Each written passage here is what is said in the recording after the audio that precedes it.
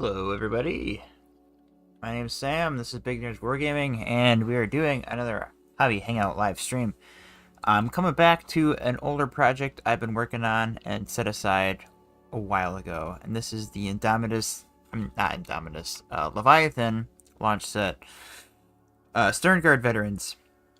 So I had painted up the Sergeant way back just to get the scheme down, but I have 4 more to go, so I'm gonna continue painting these guys tonight and see how far I can get. So I have 2 already done with the edge highlights are done on their armor, so I'm gonna go ahead and start working on some edge highlights on this next guy here, and we'll just go down the line. Or maybe that's not very fun. Maybe I'll work on just finishing up these 2 instead, and I'll come back to these guys later.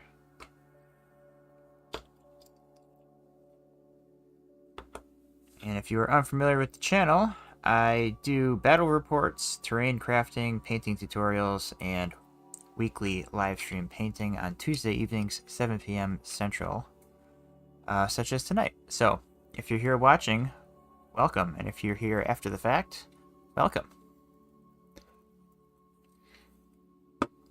Okay, let's work on the cloth.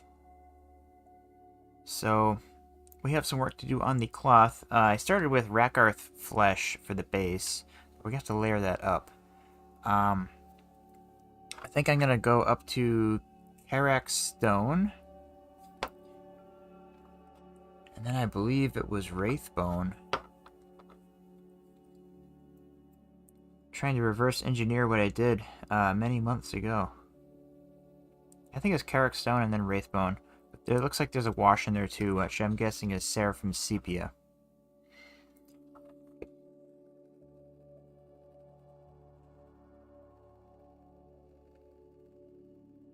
I'm just using my Vortex mixer.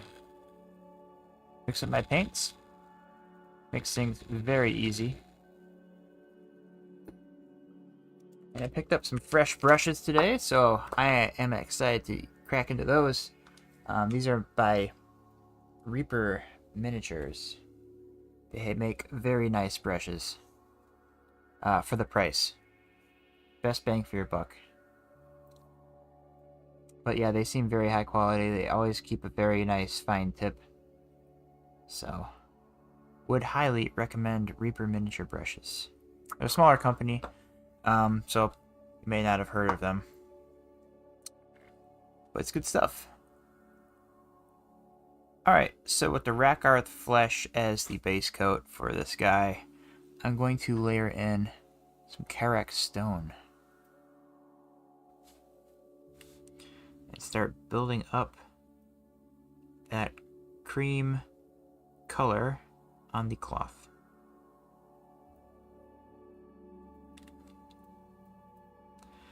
And then in these guys, I also did not glue the arms together, so I'm going to go ahead and pop his arm off so I can get to this fabric here on his stomach area.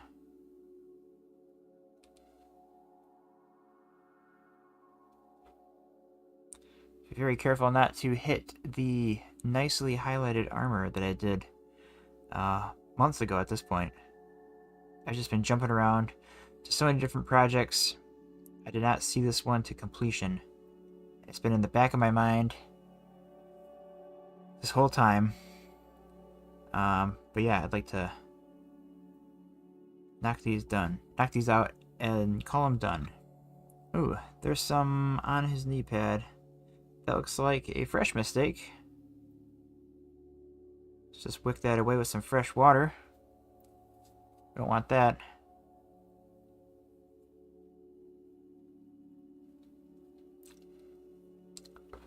Alright. This is a nice big brush, but it's got a nice tip to the end.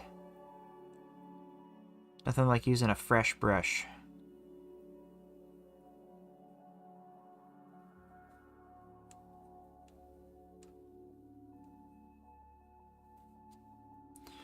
Alright, so I'm building up the highlights there. Not covering the full cloth, just kind of the raised edges a little bit. Just going to build up the color, and then we'll do a wash, and then we'll go back in and layer in some more.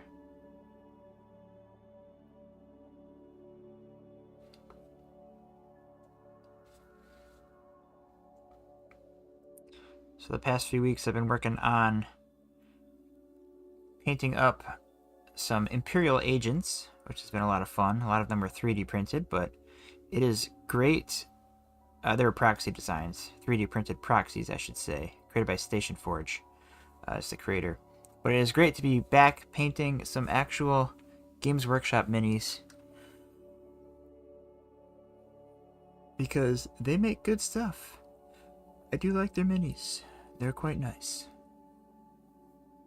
Push fit minis. Yes, they are. These are push fits from Leviathan.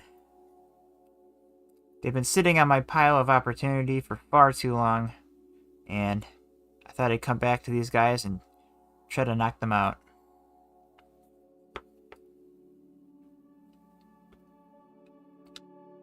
Push fits are nice though, because you can easily pop off the arms when you're painting, so you can do some sub-assemblies. You know, since I'm only working on these two guys, I'll pull out my other painting handle. That way we don't have to keep popping them on and off. Alright, so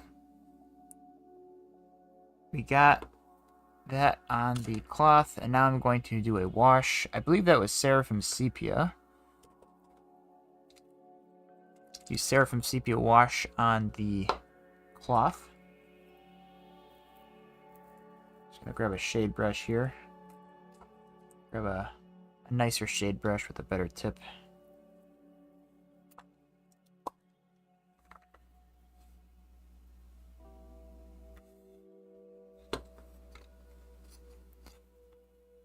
And then I'm just gonna go ahead and let that pool up in the recesses there.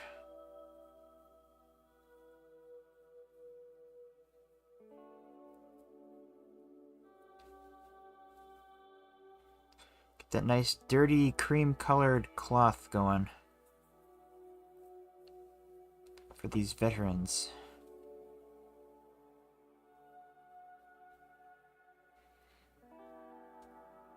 Did a lot of painting today. I painted a Chimera tank and I painted a Valkyrie.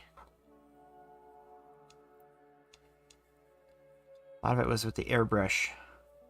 It's a lot of fun painting those guard vehicles, weathering them up. But it feels good to paint some Space Marines again. Of course I have it. Okay.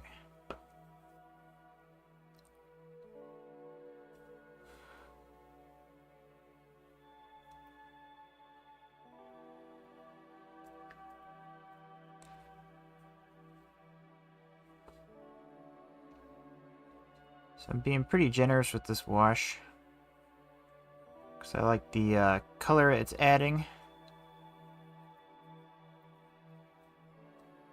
Getting some really nice shade there.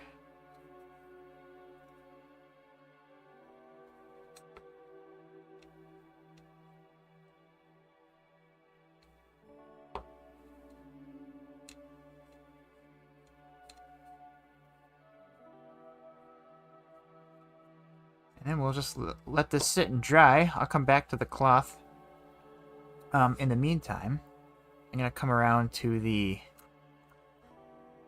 Oh, let's see here. I suppose we could do the gold details. Got some gold on the gun. Guns are looking good. Yeah, let's do the gold. Alright, so for the gold, I'm going to be using Retributor armor. Citadel Retributor armor. I'll be using the Pro Curl Metallics lately. Those are pretty nice. Pleasantly surprised.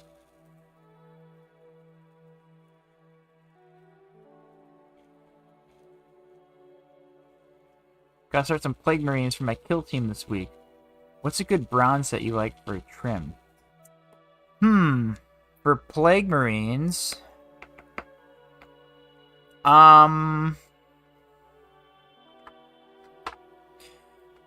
Balthazar Gold is good. But what looks really nice is Runelord Brass, and then you shade it with Reichland Flesh Shade. It'll kind of bring it up from like that silvery tone to like a nice rich bronze with the shade. And then if you want to do some edge highlights on there, I do Canaptic Alloy. That's a recipe I use for bronze, and it looks really nice. I don't have anything at the desk to show. I could run and grab one mini, though, that I did. But, yeah. That's a good recipe for bronze. Yeah, basically, I just try to shade any metal, really. Oh, good. You have some Reichland. Yeah, it's a good shade. I've been using it a lot from metallics, and you get some really interesting, like, warm tones. And it looks really nice.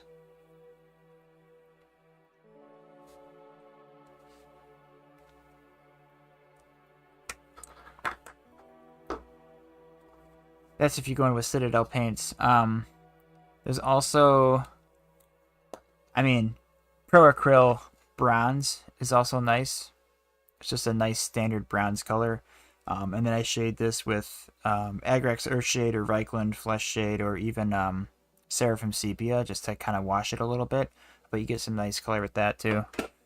And then there's also a light bronze which you could use for highlights. Yeah, I've been painting more bronze lately on some of my stuff, less gold. So yeah. Alright, I'm going to come in here with the Retributor armor on the Aquila on his chest.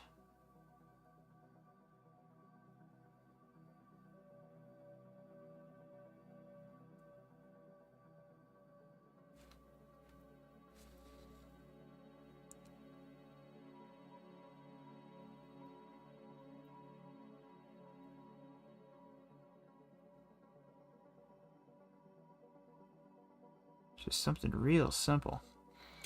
And then he's got this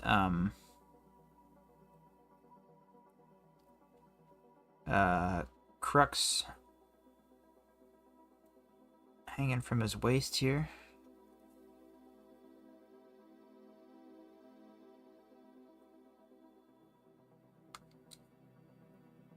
Also paint that gold. I could paint the chain gold. Maybe I'll do that like a very dark brown, red. Did his belt is brown, okay. Okay, that's all the gold on him. He does have gold on his weapon. Just go pick that out. Some Retributor armor.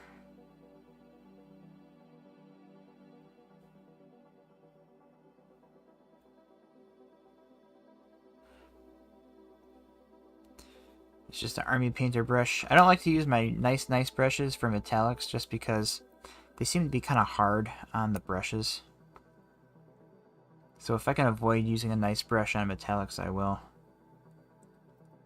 Space Marines! Yes. I was just looking at Spartan Bronze for two thin coats, but that looks similar to Citadel when you showed. Yeah, probably. I know that two thin coats, he tried to make them comparable to the Citadel colors for a near match or almost direct replacement. I actually think there might be a chart that shows the equivalence. Because I know like a lot of Duncan's videos, he says, you know, like, you could use this color from two thin coats, or if you're using Citadel paints, and he kind of gives the equivalent. So yeah, that very well might be the same bronze, or similar bronze color.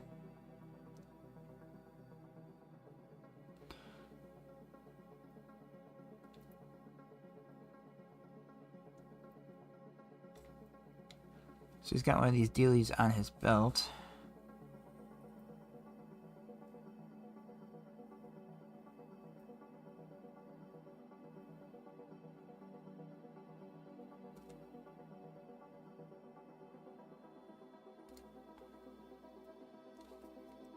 We'll also get the eagle on his gun.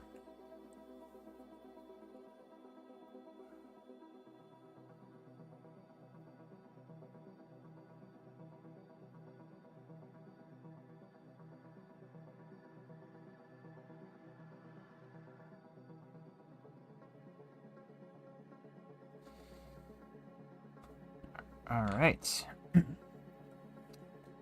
I've been starting the build process for all these custodies to get them ready for the holiday painting marathon. Very cool.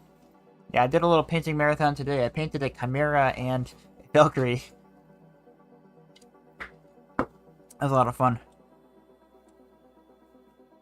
Oh, he's actually got like a little skull on his ammo case. So I'm gonna paint that gold too.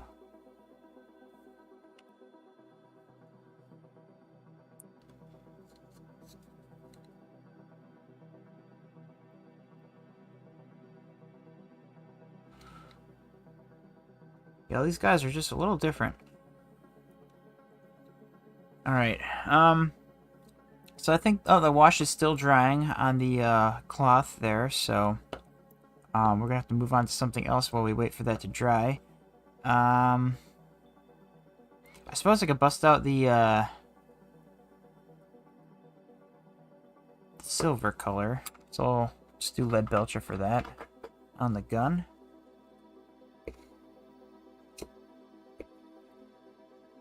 Are those Target Special Marines? I've never seen push fit.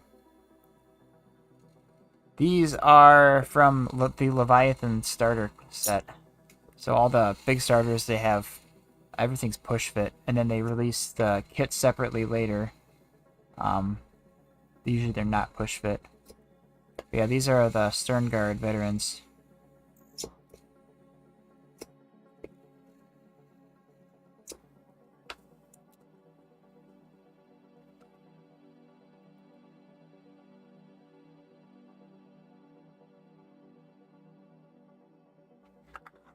Alright, so lead belcher. I'm not sure what to make these ammo drums. Maybe I'll just make them all lead belcher.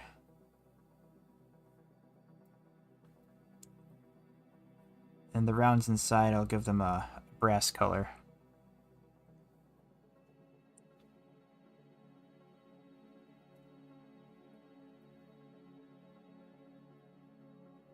Trying to avoid the area that I already primed black on the gun, just to save me some cleanup work later.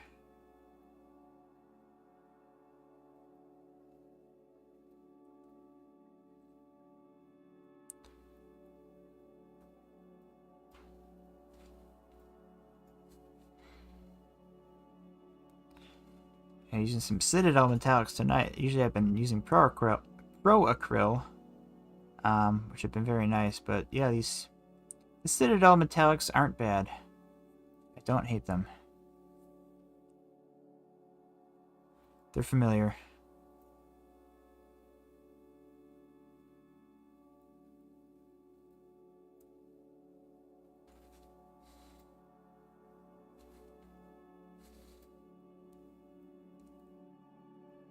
I do kind of miss the old school Citadel paints.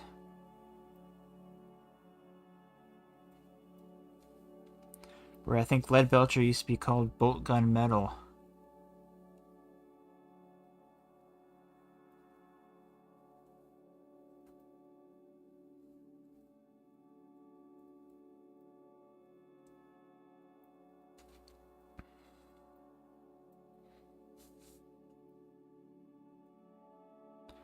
I'll give this a silver handle too.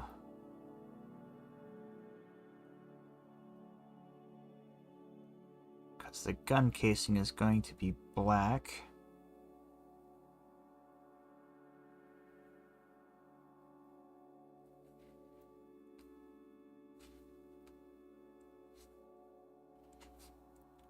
How much do you thin primer through the airbrush?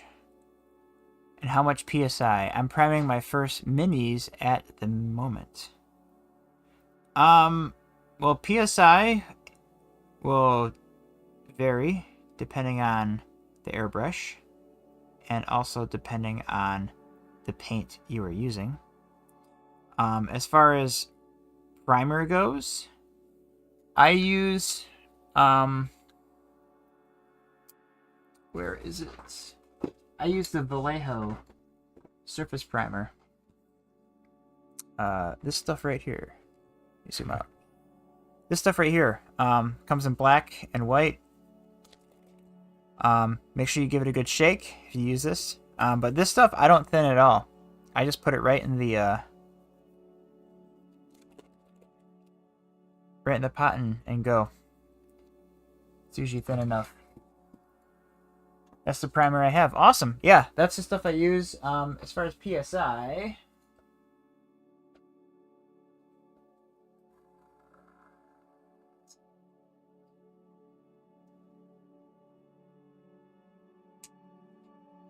I'm usually anywhere between, for my particular airbrush, between 40 and 50. But it really depends on, you know, your compressor and your airbrush and the primer you're using. But yeah, definitely do some test sprays on like a piece of paper or cardboard before you go right on the mini. Make sure that it's coming out nice and it's not sputtering, and you know, just take it nice and slow at first, and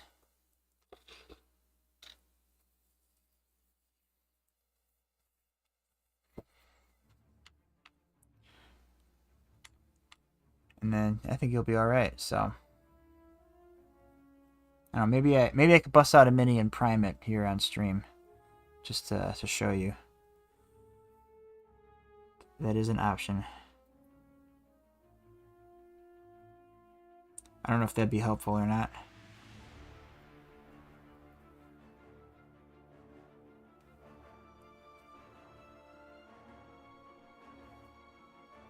Buy airbrush ready primer. I should run mine around 30 or 40 psi. Yeah.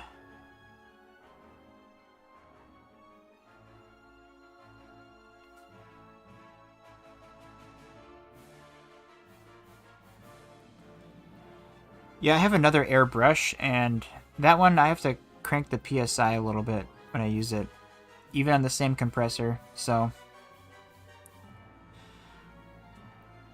yeah, unfortunately the answer is it depends.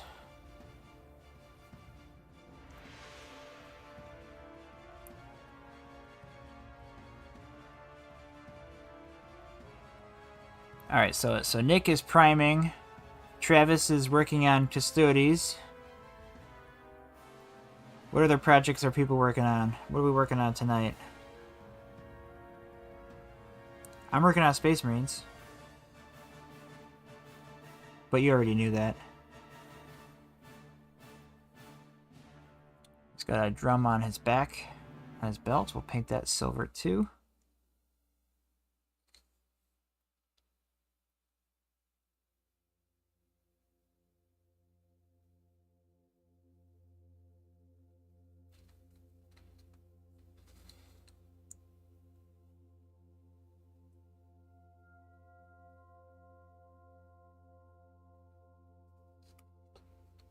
I'm priming Krieg. Nice.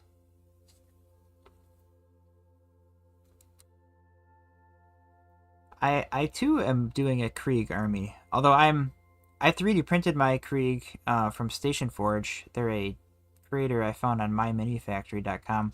They make some really good Deathcore Krieg proxies. So I've been printing those for my infantry, but I've been using, you know, Citadel, Games Workshop tanks. And I painted up a Chimera and a Valkyrie today. Turned out pretty fun. Pretty nice. Those are a lot of fun to paint too. Oh yeah, we got silver on the power pack here. Get these little vents.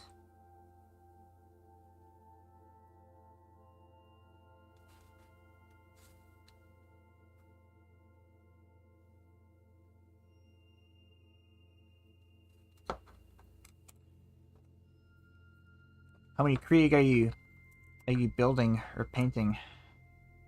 You have like a army of 100 men.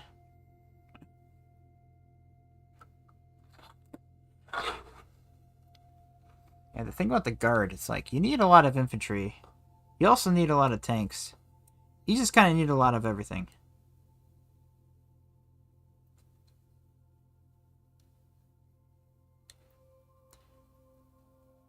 Slowly acquiring things. So when I go to like miniature swap meets, I keep my eye out for Leman Russes or Chimeras.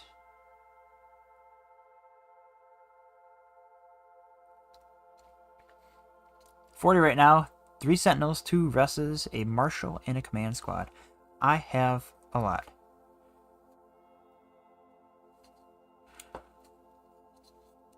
And you know what? It's probably not enough.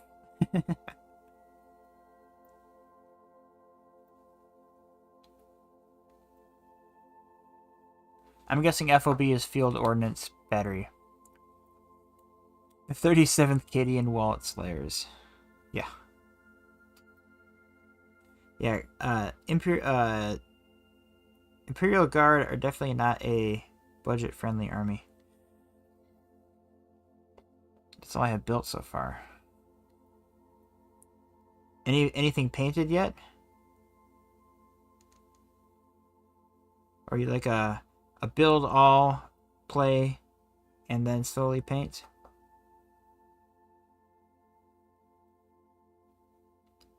Because I can't do that. I'd never get anything painted otherwise. I have my personal rule. It has to be battle ready before I can use it for the first time. Really good motivation to paint stuff.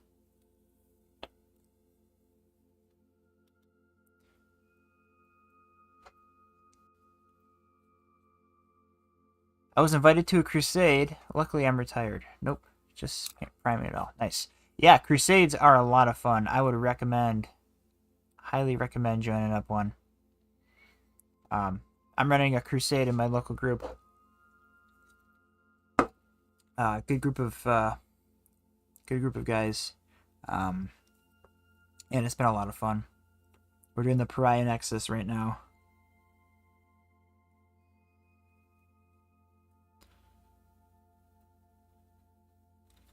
And like you can make it more than what's in the book. Like I created a sector map and everything, and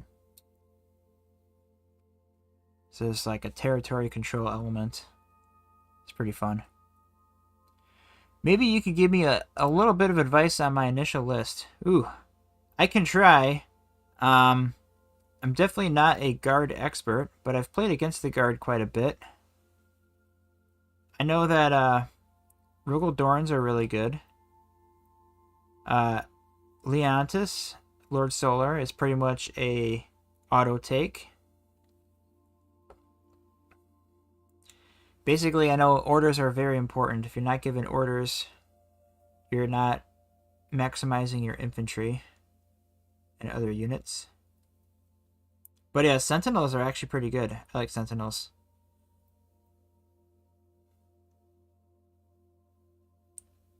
They're nice little harassers that kind of walk around the battlefield and tie up units. In fact, one of the games, a Crusade game, I believe it is the second episode in the Pariah Nexus Crusade series, I play against Andrew, and he has some Scout Sentinels with his guard army, and they're very pesky, and they earn their lot, that's for sure.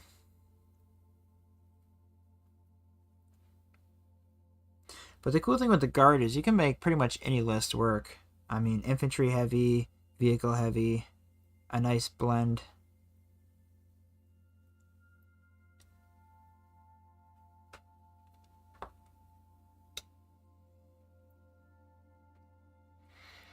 First battle is 650 points. No epic characters, unfortunately. I have a tank commander and a Leman Russ exterminator.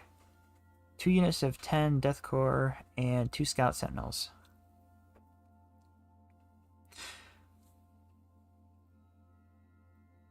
That sounds good for 650 points. You have 2 tanks.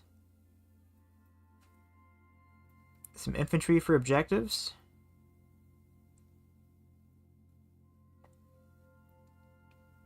Do you have any Chimera transports?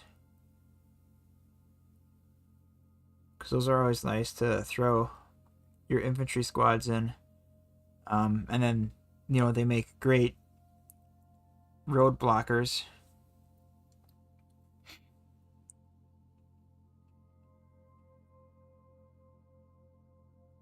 They absorb some of that high AP and high damage shooting sometimes from your opponents. They're fairly cheap too. I think they're like... How many points are they? I should know this.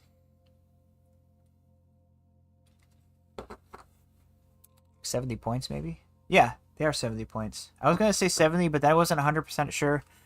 I don't wanna give misinformation. I have 2 Chimeras. Are these Sternguard veterans I'm looking at? You better believe it. I'm continuing. If you may remember, David, I was painting these like months ago, and I set them aside in my little box, and I haven't touched them since. And now I'm back at it. Oh, this is a combi plasma. Okay. They all have different guns. Unfortunately, I jumped in with all Forge World models.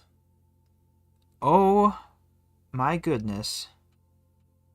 Well, I sincerely hope that they don't retire your Forge World Krieg army, because I have the rumor is that they're going to be going all plastic with Krieg and probably release some new models. And there's a rumor that we might see something as early as Friday this week with a Warhammer preview. All rumor, I have no idea. It's just what I've heard. But yeah, we're expecting... The rumors are we're expecting a Krieg refresh. Perhaps maybe even another Guard regiment. I'd like to see Katachan get a refresh. I don't know. Has anyone else heard these rumors too? Yes, before he went Xenos crazy and started painting bugs and Necrons. Yes. I kind of jump all over the place.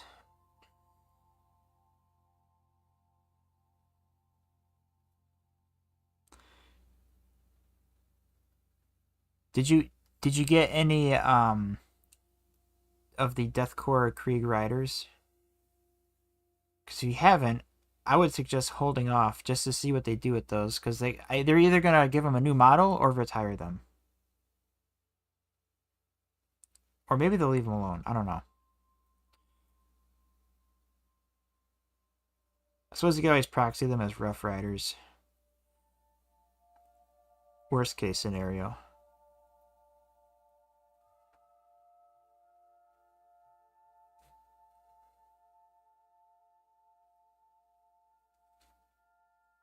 I'm expecting to show off, at least at the last review, to show off the year what's coming in Q1. Yeah. And we're supposed to be getting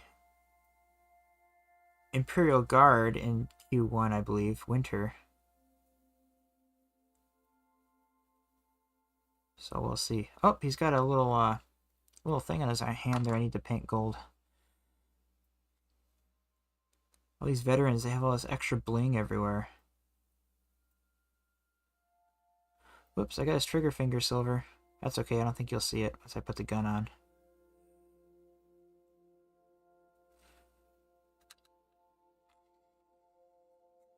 Alright, we got the silver. Hi-ho silver. We can go back to the cloth on the front. Now that this wash is dry, so I'm going to get some Wraithbone. I'm hoping to see some of the Eldar stuff. I have 5 riders. Alright. I'm wishing the best for you.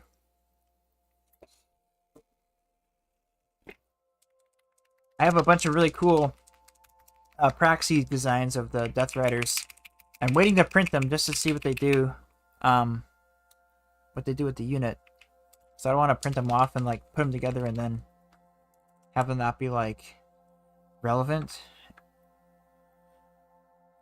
I mean, I like to think that they wouldn't get rid of them because they're very iconic, but you never know. You never know with Games Workshop sometimes. They like to keep you guessing. Alright, so I'm going to do a 50-50 mix of Karak Stone and Wraithbone for the cloth here on the front. And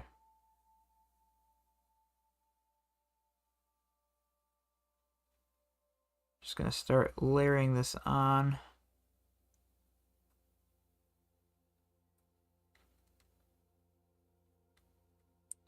Mostly in the raised areas.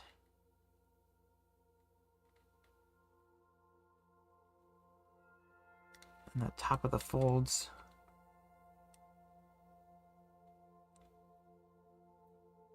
This is pretty thin, so once it kind of starts drying, it should blend in. But I think I need a little bit more water. Sometimes paint consistency is a little tricky.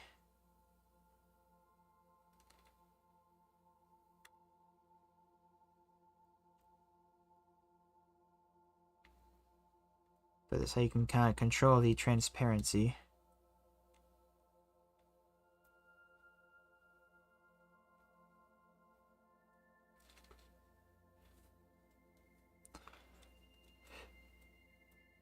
Just comparing with my previous one. Yeah, that looks about the same. Same style. So that's good. I first played as a kid 25 years ago, but then never played again, and now I jumped in with both feet. That's kind of similar-ish story for me. I played a Warhammer Fantasy back in the day, and then I also got into 40K. That was probably 6th edition 40K. Or fifth and 6th edition, I think. And then, yeah, I went to college. Lived in an apartment for a while and got married and didn't really do any gaming. Miniatures, at least. I did other things. I guess I did play X-Wing miniatures for a while because it was, you know, more turnkey. I didn't have to paint anything. Games were shorter. Yeah, but then 2021, I kind of got back into Warhammer 2 feet, as you say. I jumped in. Now I have like 5 armies.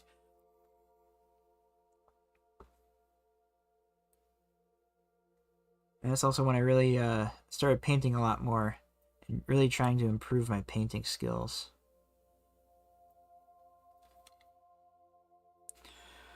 Alright, so then for the edge highlights, I'm just going to go in with some pure Wraithbone.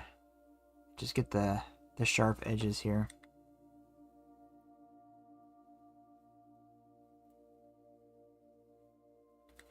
I'm not totally happy with this, the way this cloak is turning out, but I will take it and move on. Can't be perfectionist about everything.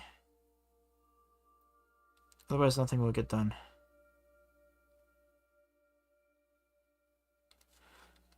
Done is better than perfect. Get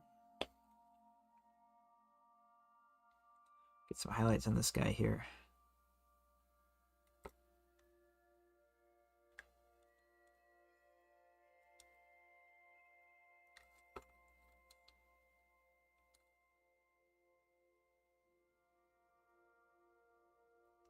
Sometimes it's kind of hard to get the right angle for some of these highlights. There we go. Alright, so I think we can call the cloth done. They're loincloths.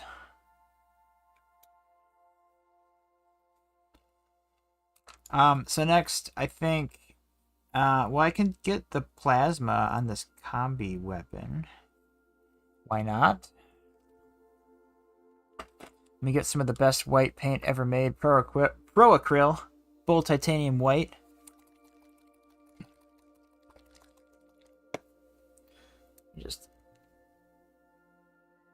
adjust our camera a little bit here. It's sagging. I'm going to try turning plasticard into marble and then cut that down to 1-inch tiles. Using that for my custodies bases. Trying to decide what percentage to do of black, white, gold. That will look cool, some marble.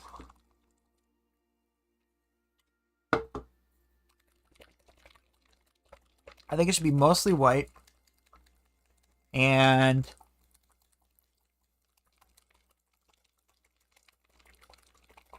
I don't know, a couple thicker stripes of black, and then some very thin stripes of gold.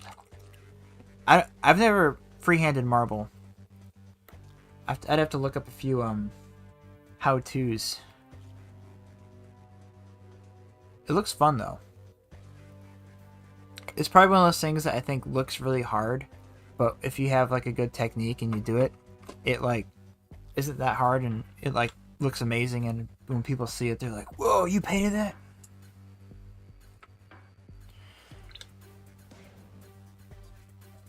Or maybe it is really hard, I don't know. Alright, so for the plasma gun, that's not the plasma gun, this is the plasma gun. We're gonna get in there with some bold titanium white on those coils.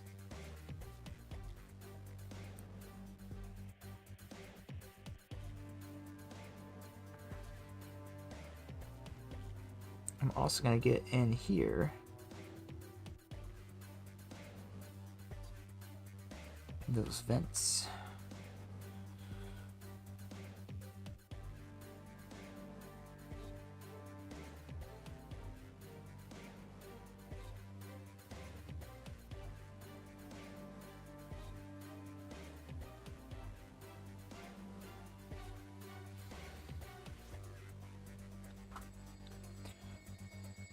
Seen freehand videos and airbrush versions. Gonna try the airbrush. Oh, you're gonna do the airbrush with using like a dryer sheet?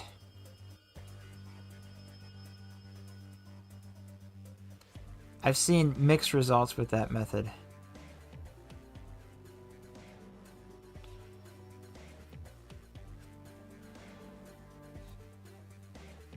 Yeah, oh yeah, or wet wipes, yeah. Something fibrous that you can kind of pull apart.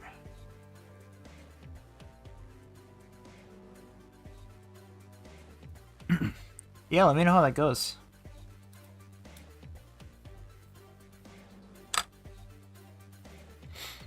Alright, these guys are veterans. They're supposed to have white helmets. And I stupidly went and like did some nice highlights on there. And I'm gonna have to paint over that because they're supposed to be white helmets. A dummy. Alright, I think for the white helmets, I just did Corax white. And on the trim, yeah, I think I did. So we're gonna give this a good shake.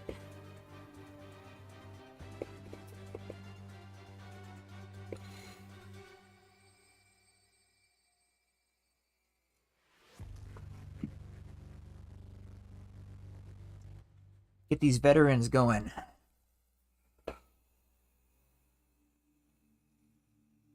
First company veterans.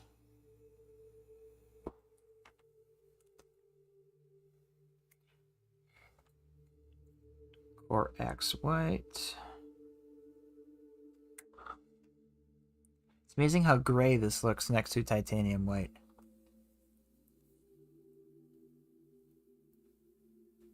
Corax white. Bold titanium white. The difference is even more stark in person.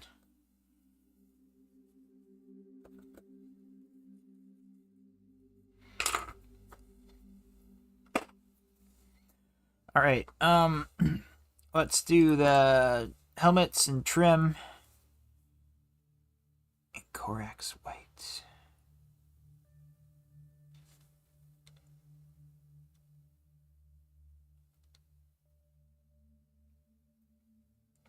Whole helmet gets it. What color are veterans' eyes? Are they green? I want to say they're green.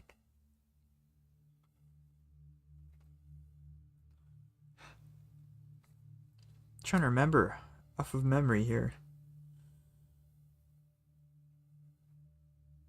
Or maybe they are still red.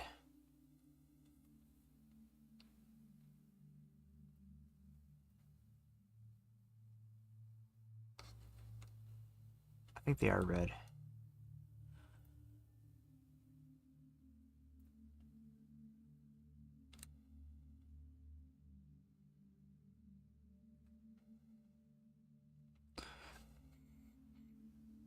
Got some of the new Sanguinary Guard models and put them together. Slightly disappointed. I discovered they do need wings. Yes, they do.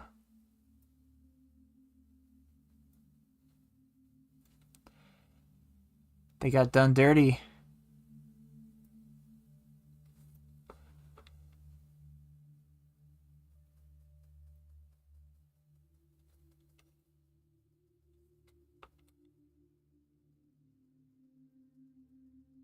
Nice, big, great, angelic wings.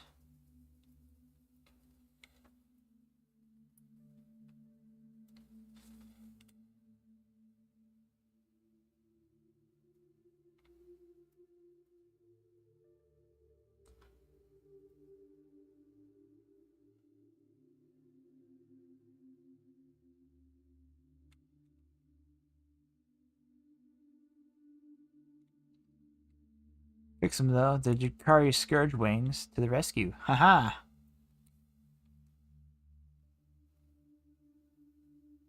Drukari Scourge wings.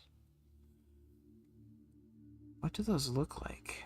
Are those feathery wings?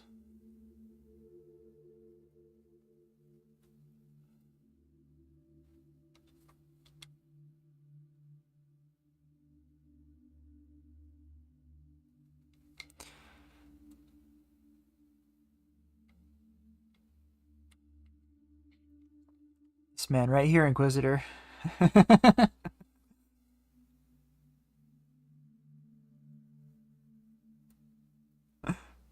That's funny. You're in trouble now, David.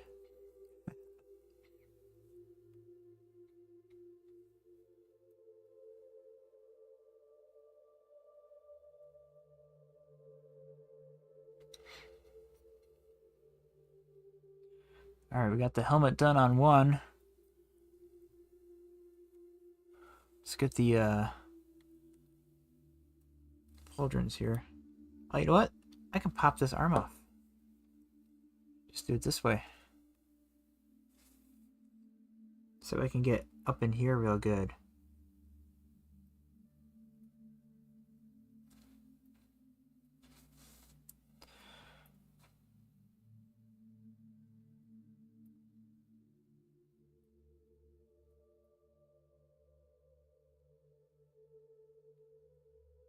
The underarm pauldroning.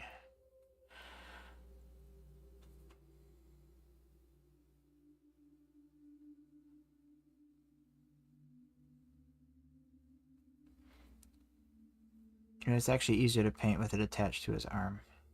But I will get this inside bit right here, and then we'll just pop this back on. So I can get a better grip.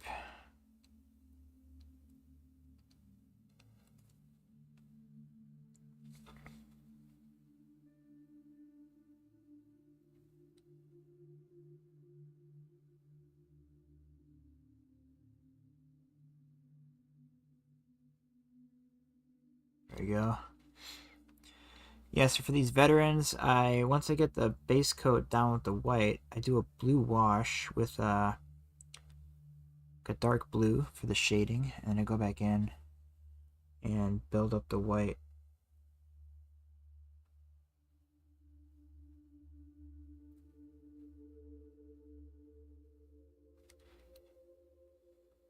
I always hate painting white. Or I should say, I hate painting white over things that normally aren't white. If I'm painting the whole army white, I can deal with that. But like, you know, painting white over a darker color on like some detail pieces, it's really annoying sometimes.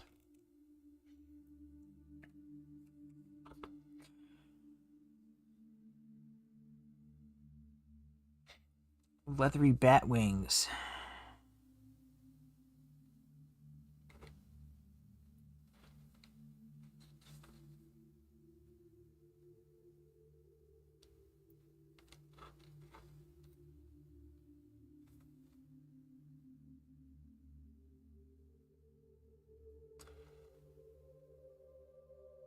Yeah, the Night Lords. Those are some messed up dudes.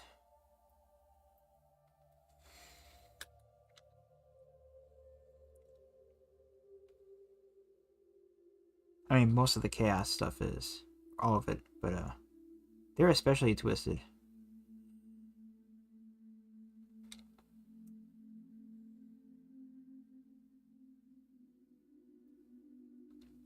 Oh, dang it. I messed up. Made a mistake.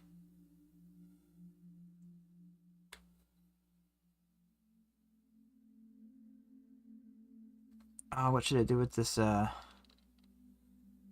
detail here? Should I paint that white too? Yeah, maybe. Actually, I could make that gold. That might look good as gold. Actually, I kind of like the way the white looks.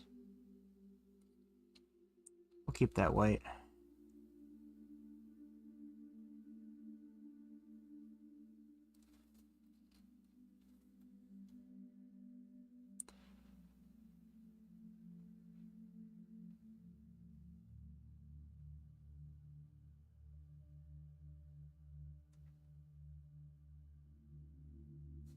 There we go. Get these undersides.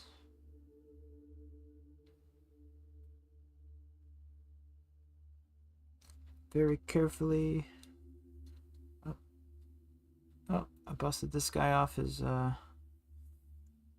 base here.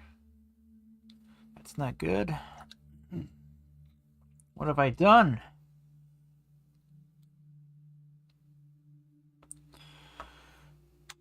Alright, I'm just gonna super glue him back on. Deal with it later.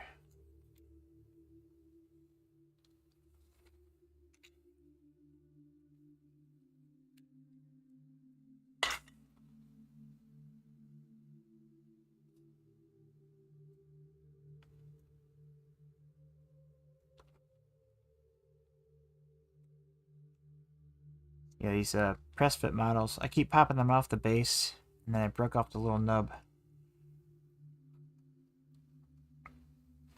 Alright, I'm gonna fix this camera. I don't like this camera. Let's go down.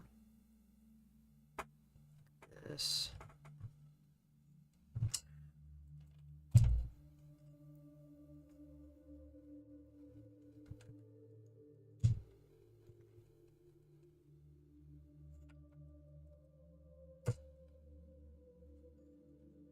Stand by.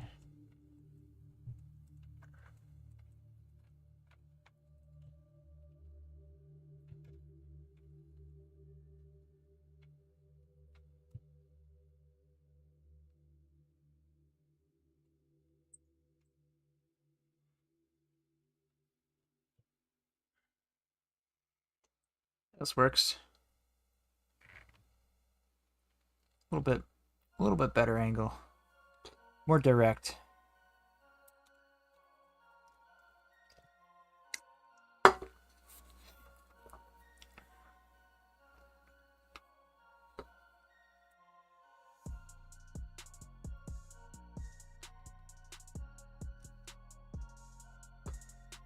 Alright. Gonna do another thin coat on his helmet before we do a little bit of a washy wash. Just want a nice, smooth, even coverage over that blue on the helmet. There we go. And we'll get this other arm.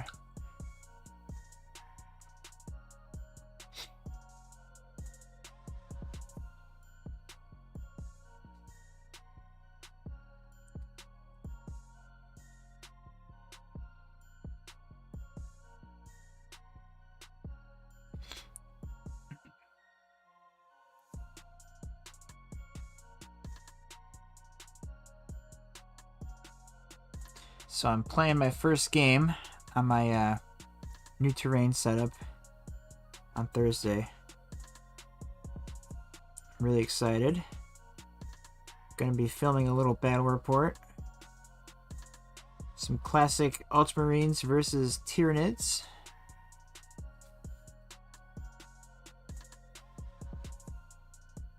Breaking the new terrain. That'll be a lot of fun.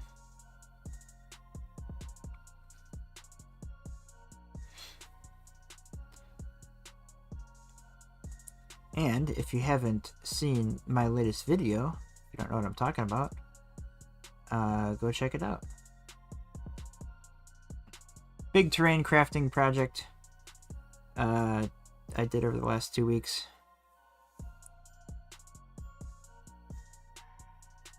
It's a lot of fun, and I'm really happy with how it turned out.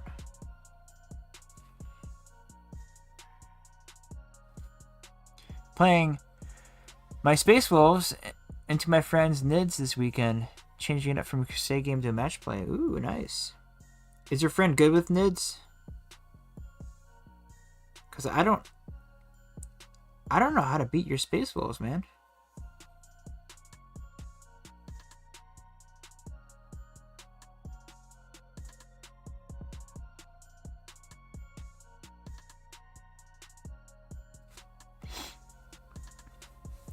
But yeah, it's fun to mix it up every now and then, jumping around from match play to Crusade.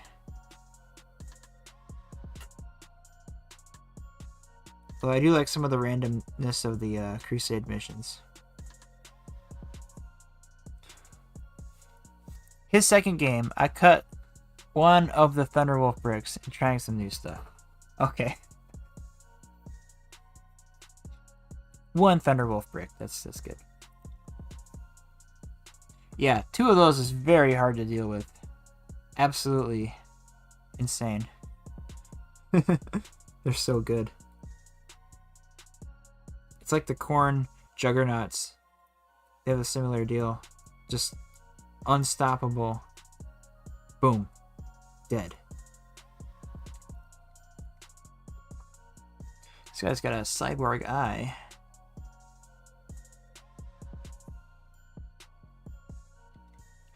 Tactical eye on his helmet.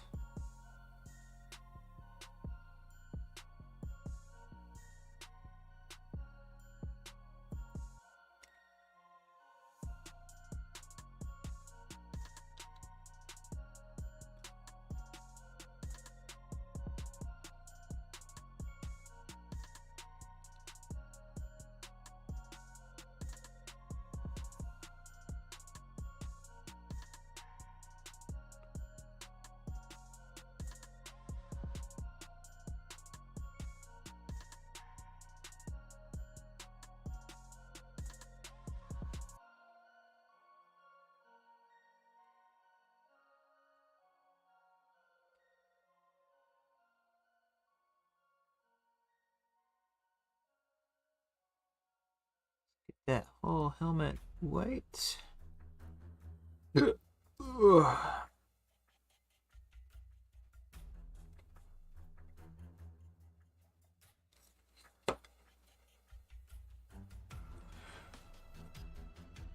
I'll be torn next Crusade between Space Wolves and Custodes. Oh, what do you mean? You gotta do Custodes. New army, right? Take them out on a crusade.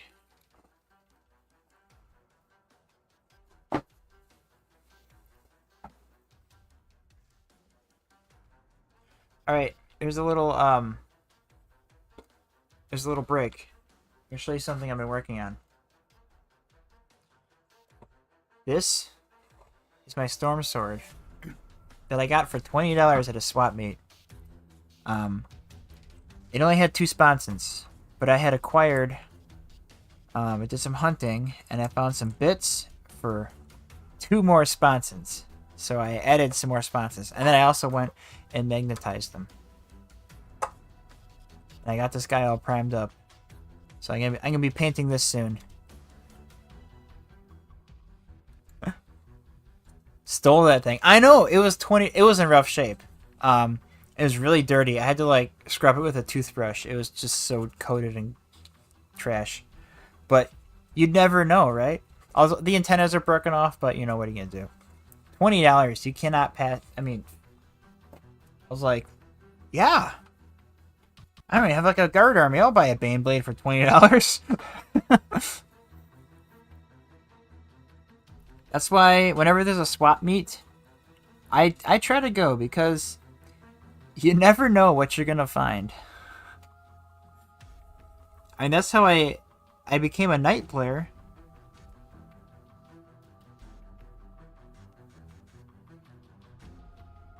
For $180, I got 4 armigers and 2 regular knights at Adepticon.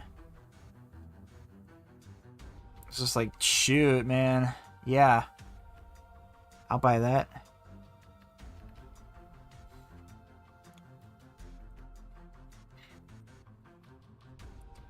And then, not the last one, but the one before that, I got an Eldar Wraith Knight and another Knight, $60 each. Not as good as the Baneblade, but, you know, that's still a pretty good price. Ah, how can you stand the Citadel pots? They're fine. I mean, you know, dropper bottles aren't perfect either. Because earlier today I was airbrushing and I was trying to squeeze out some paint, and the top just exploded out because it was a little clogged. And that was a very frustrating experience.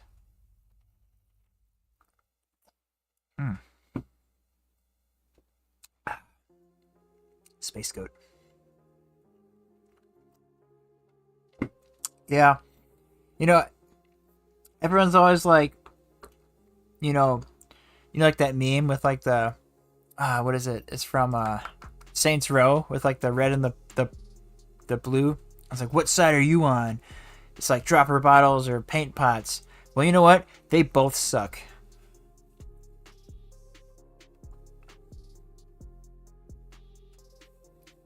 To each, they have their own advantages and disadvantages, that's for sure. I don't like how the paint pots get clogged. And then the lids don't close all the way.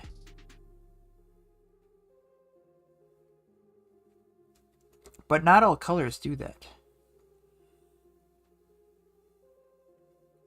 But yeah, I hate it when the dropper bottles get clogged, or you always have this little dollop of paint that dries on the end that you have to pick off every time. Yeah, it's not all sunshine and rainbows with dropper bottles.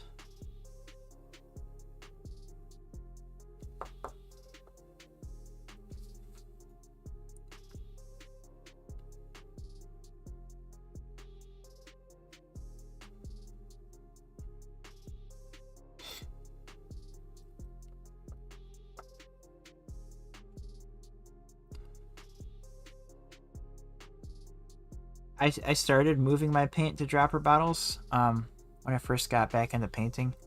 I did like Abaddon Black and White Scar, and I was like, screw that, this is too much work. And I feel like I ended up losing too much paint in the process.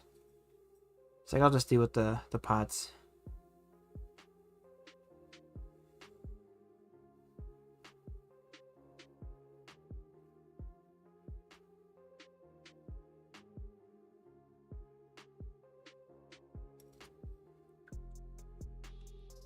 Do you suggest painting raised details first or last? I keep winding up in a tail chase of touch-ups on my scions. Swap meets for the win. Haven't had a bad experience yet. Anybody have any experience using Turbo Dork? I have 2 Turbo Dork paints. I have not used them yet, but they look fun. We have Laserface and 2 cents. Hope to use those one day soon. As far as race details, I would go inside out. So, yeah, like, race details you want to paint last. That way you'll be doing... I mean, touch-ups will sometimes be unavoidable, but you'll be doing less of them. And sometimes you have to kind of like plan out when you're going through the colors that you're painting. I have this weird like obsession where I try to only open a color once, which is silly because there's times you just have to go back and use the same color again. Because I get like batch painting super efficient mode, my mental thinking when I plan out. So I try to like plan out all the steps so I only have to open a paint once, which is kind of silly. But yeah, but working from the inside out on a mini.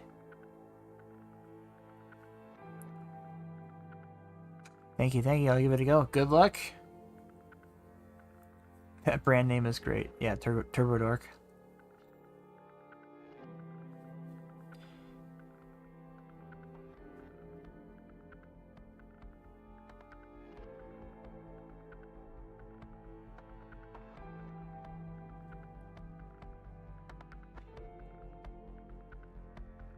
I haven't figured out how to batch paint. There's so much detail. Yeah, that's the thing. A lot of the newer Citadel models, especially, they have so much detail.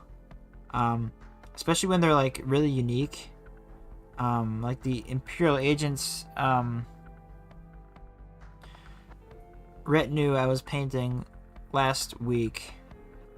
Each model was just so different. I just painted them one by one because there's really no good way to batch paint them.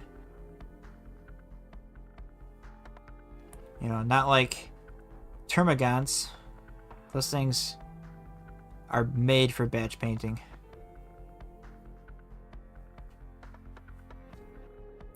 Yeah, but then I keep finding that I miss little details here and there.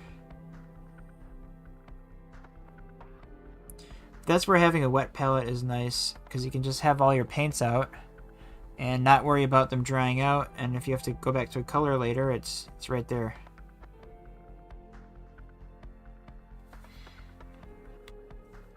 Alright, we'll get this other arm trim. And we'll bust out the blue wash on the white armor. Helmet and the trim here. So I probably won't wash the trim pieces, but I will wash the helmet with the blue wash for some shading.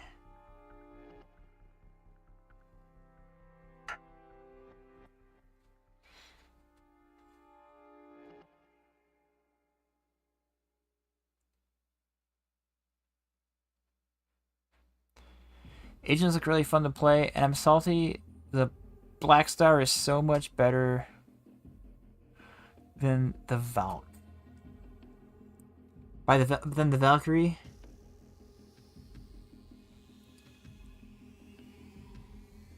The Corvus Black Star is a really cool model, but the Valkyrie is one of my favorite models. I actually painted one today.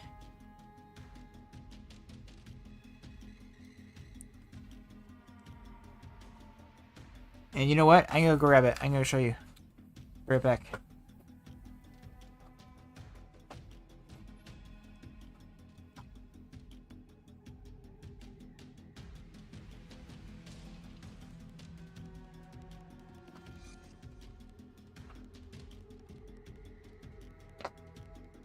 Back. Okay, so I've been working on a Death Corps of Krieg army, and I've been acquiring Chimeras and Layman Russes and other vehicles at swap meets. So I painted this Chimera today, doing like a black and green camo pattern. Also trying to do some weathering and make it look really rough, like it's really seen some action. So I did this mostly with the airbrush, and then I also painted, ta-da! Painted up this guy today too.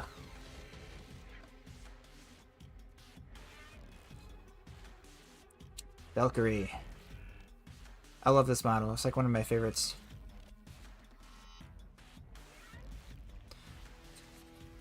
Yeah. A couple guard players on the stream tonight, so I thought maybe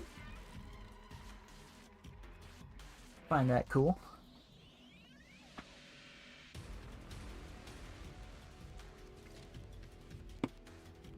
All right.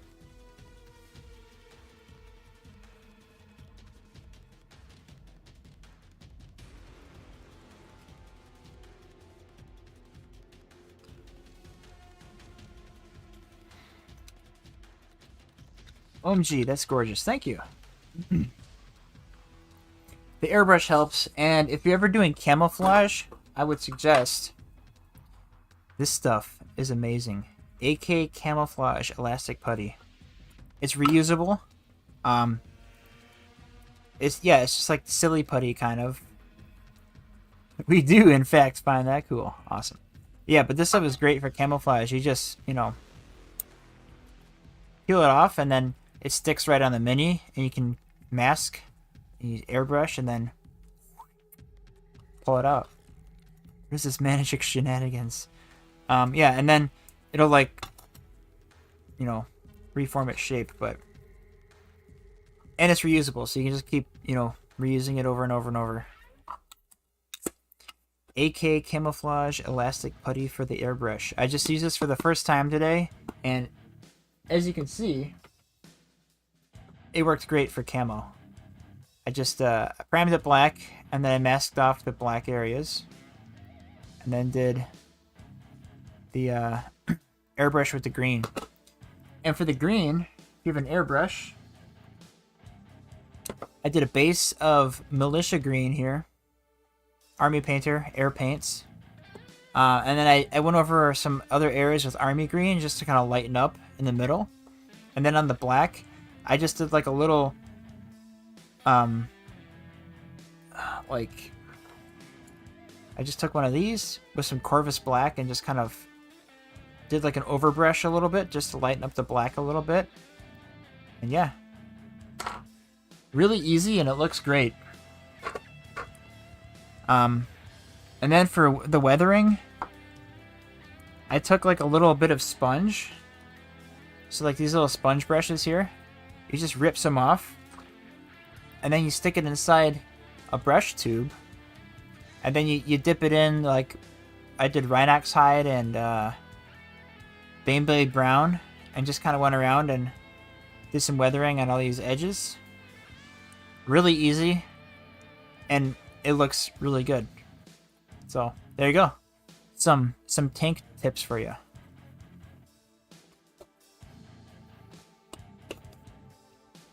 Avatarix Prime, I free-handed multicam on. It's my proudest paint job that took so long. You're welcome. Yeah, I was debating about painting a Chimera tonight, to be honest with you, because I was painting vehicles today and I was like on a roll. I just have a Chimera and a Baneblade and a Layman Rust I need to paint before I get some more vehicles, but I figured I'd come back to the Space Marines. They need some love too.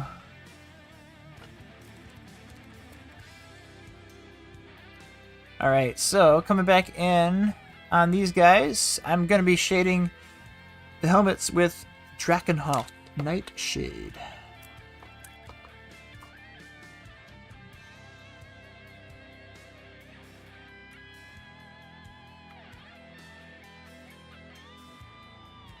Just using a junky brush here. And gonna shade up the face.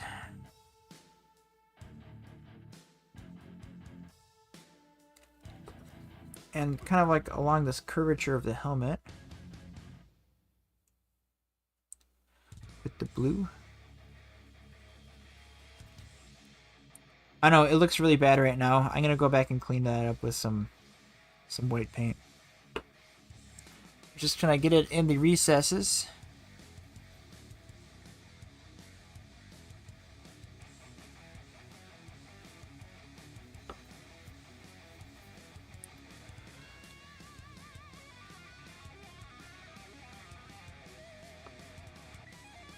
It's kind of similar shading I do with Nuln Oil over the blue helmets. But these guys are veterans, so they get the white helmets. I could also shade... Yeah, I'm going to shade along this this crease here on his pauldron. So we're gonna have to go back and whiten that up too. And then it's got like this banner kind of thing. I'm gonna shade that blue.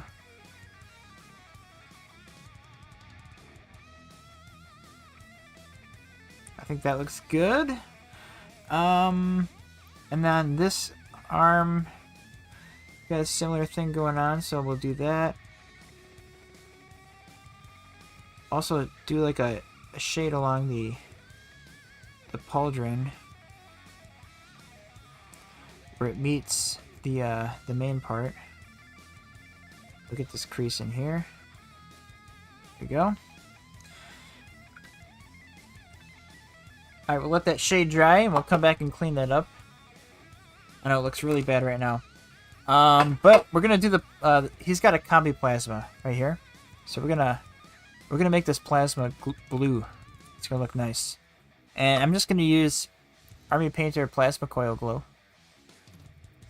Love the terrain video. I found the pictures of the asteroid base in the old 7th edition rulebook. Oh, nice! I don't have the 7th edition book. I have the 5th and 6th edition books. But I remember when they came out with those moon craters. But yeah, I'm really happy with how that turned out. Thanks for watching that video, by the way. Glad you liked it. It's something I've been wanting to do for a while, but I just didn't have a big chunk of time to do it. And I do currently, so thought I'd try to get that knocked out. I mean, the terrain isn't like the neatest painted. I could go back and add some more details on like some of the metallic details on the bunkers. But overall, I think it looks good. You know, terrain doesn't have to be too crazy because it is a backdrop after all. But yeah, I'm really happy with how it turned out.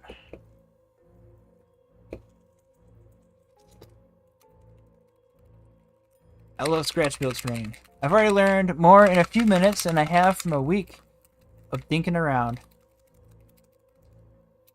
Well, I'm glad you found the stream, Leslie. I'm glad I could help. I'm just another hobbyist.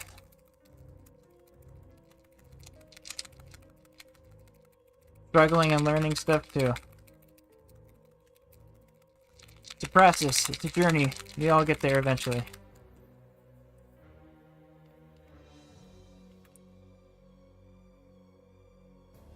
Yeah, but happy to share what I know.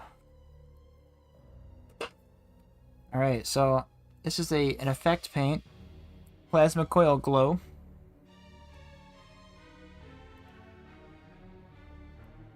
And I'm gonna get that on the plasma coils. Make them glow. So that's what it does. It's in the name.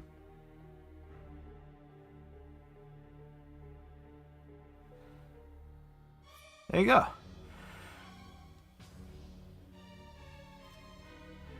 Next lesson is not to highlight the blue helmets when they should be white. Yes. There we go. We got a really quick, cheap plasma effect. Instead of fading in a bunch of blues. That's cheating. It works. There's no such thing as cheating with mini painting.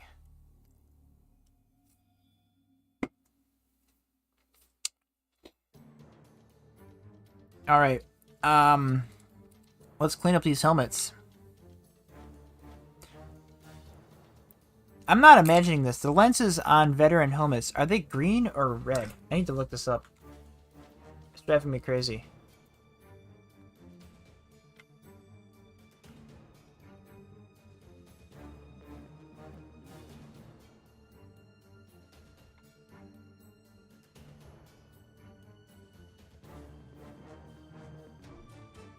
They are red. Okay. I was not imagining that.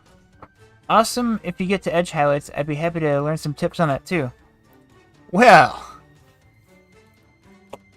I would love to give you some tips on edge highlights. I'm gonna do a little bit on one of these guys that are not highlighted yet, just because you brought it up.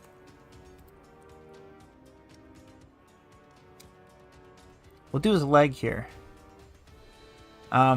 So this guy has been based with Cantor blue, airbrushed, and then I took McCrag blue and did like a zenithal just to kind of lighten him up a little bit. So it's kind of like Cantor, McCrag, just to get some variation in the color tone there. But what I like to do for highlights is a 2-pass. So for Space Marines, I wonder if it's the opposite. Like for Sergeant, it's red helmet with green lenses, so vets get white helmet with red lenses. Yeah, it is. They are white, yeah. Or red. I always get them mixed up though, because the Sergeants have the green eyes. But yeah, so I do a 2-pass on edge highlights. The first one I do, I'll try to find a color that is close to the base color. So like this, I could use Altdorf Guard Blue or Calgar Blue. I think I'll use Calgar Blue. It's close to the base color, which is McCrag Blue, but it's a little bit lighter. Or maybe I'll mix in a lighter color 50-50 with the base color, just to kind of start to build a gradient.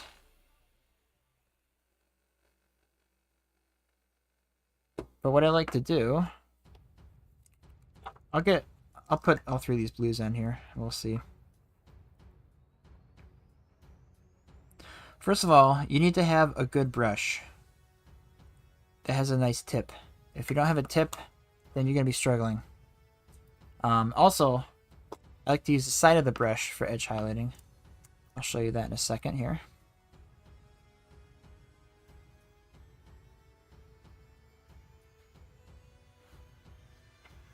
Just getting my paint on my palette here. Alright, so I have Altdorf Guard Blue, Calgar Blue. Now we'll do Fenrisian Gray as the lightest highlight.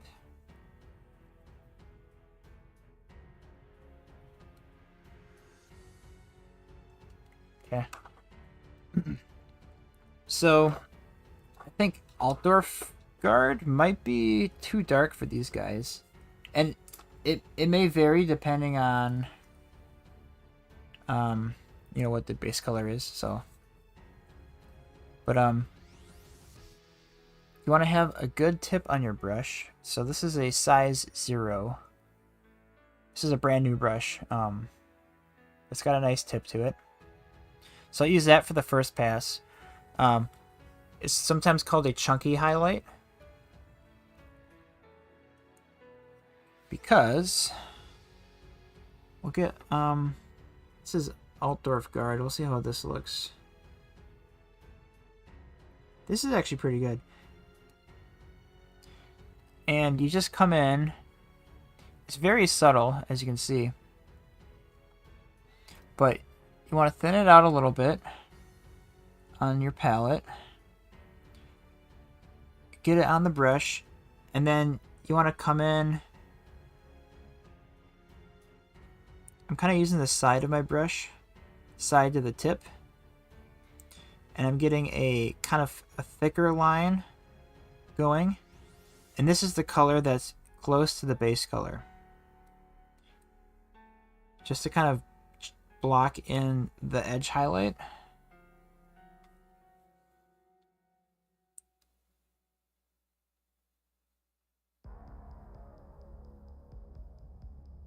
And this does take a long time. But Power Armor is a good demonstration for edge highlighting. It's got all the interesting shape.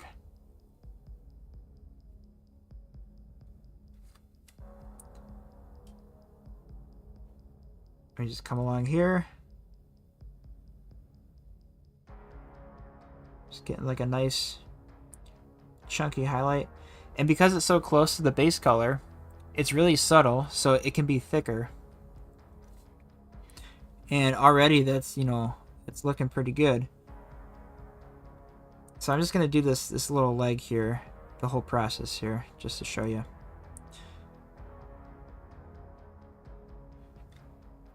Alright, so that's the first chunky highlight. And then I come in with a lighter color. In this case, this would be, this is Calgar blue. It's a little bit lighter. It's not like the lightest of the highlight colors, but... And you want to have this nice and thin on your brush. And you don't want to overload your brush, so you can see there's not that much on my brush. And then this, I focus more so on the edge of the brush. And I just try to very carefully get just the edge, the hard edge with the side of the brush. And I'm not trying to get a full coverage on what I did before, because you want the chunky initial pass to still be visible, because then what that'll do is it'll create a gradient and transition from the base color to your edge highlight.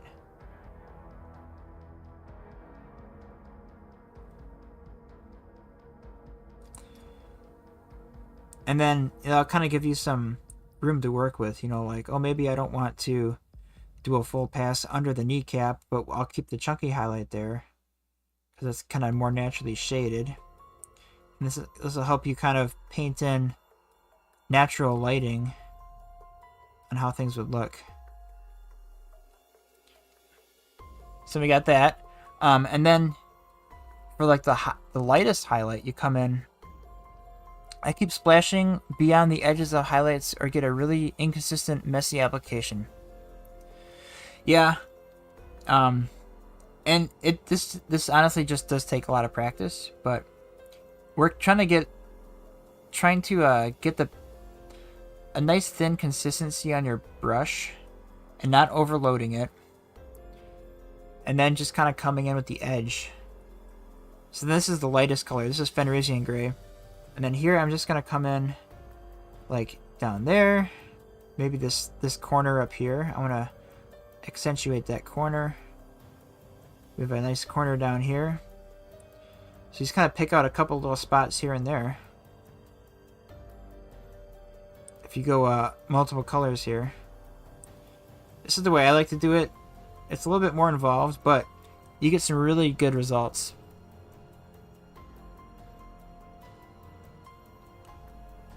And then it all just kind of blends together once you get it all there. And then it'll look something like this.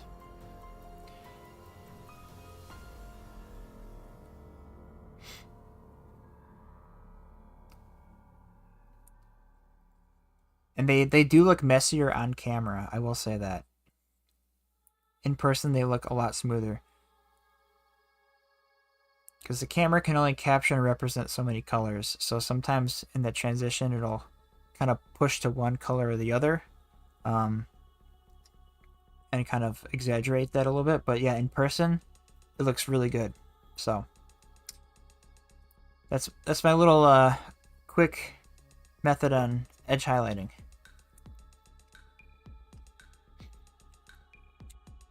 Good luck, have fun. You have to try that now, but that explains a lot. I wasn't doing the gradient or was doing like too light color. Yeah, I mean, very basic. Very basic thing you can do too is just a dry brush with a lighter color, and that'll get you like most of what you want, and that's really quick too. But if you want to go on the full edge highlighting, that's probably, I think, the best way to do it. Especially with like the chunky highlight phase, because that kind of like, it makes it a little bit more forgiving because it's very close to the base coat, and then you can kind of bring in the highlights that you want to really shine through more, if that makes sense.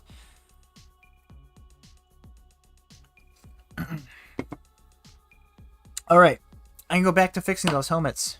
That was a good tangent.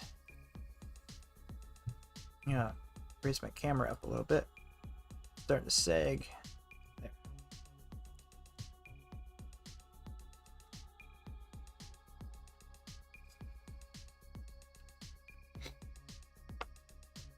All right, Corax white. Get a little bit more on my palette.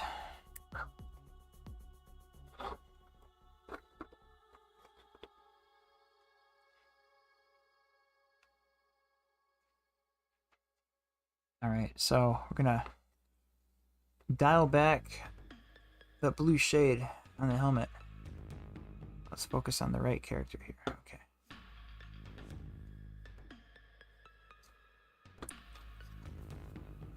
It's focusing on the wrong Marine. There we go. Silly camera.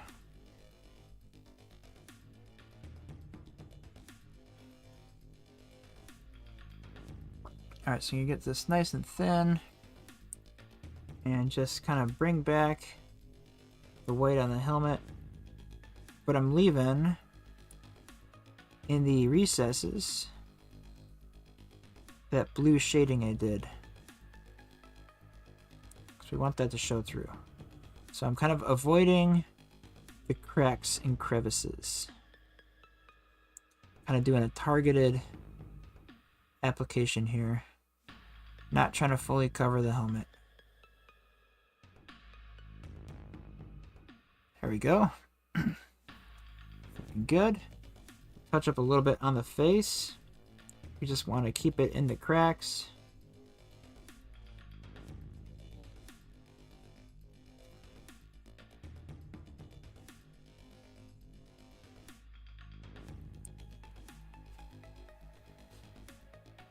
Perfect. That's what I like to see.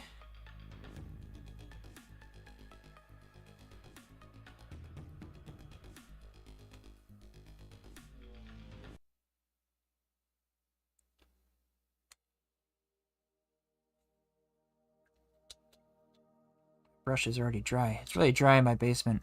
That's where I'm working right now.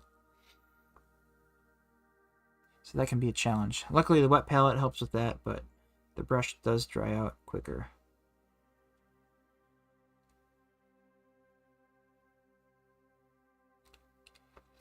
Alright, that looks good. Let's throw this arm back on here and touch this up. Super humid here in Nova Scotia, Canada.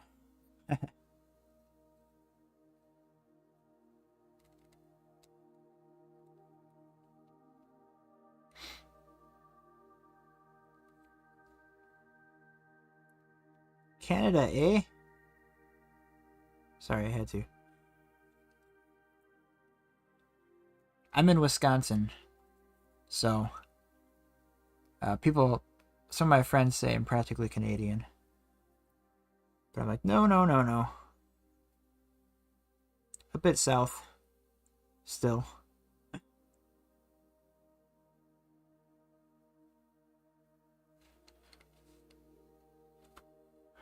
Yeah, eh? I do say A though.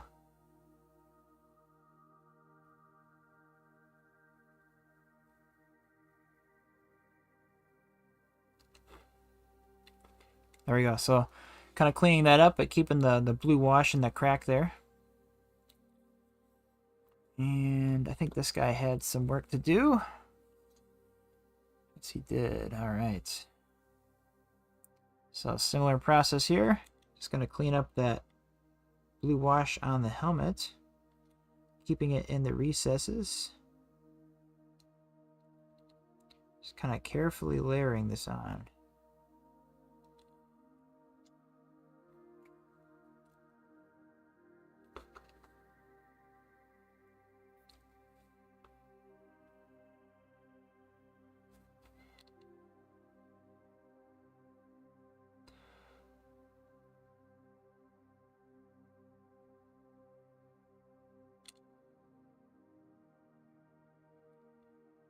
Clean up that helmet.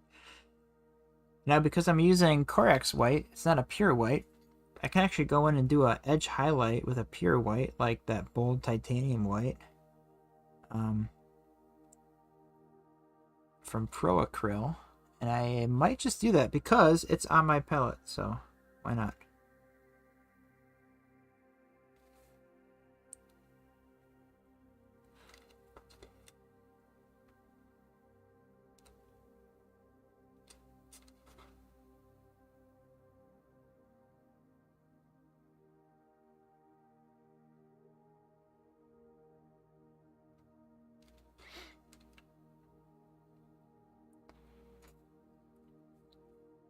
We are a southern border state to Canada.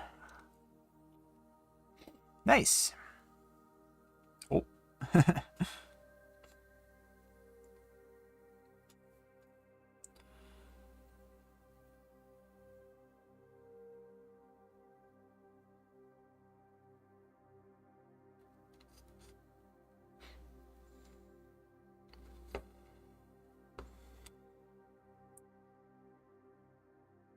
So we all know what winter is.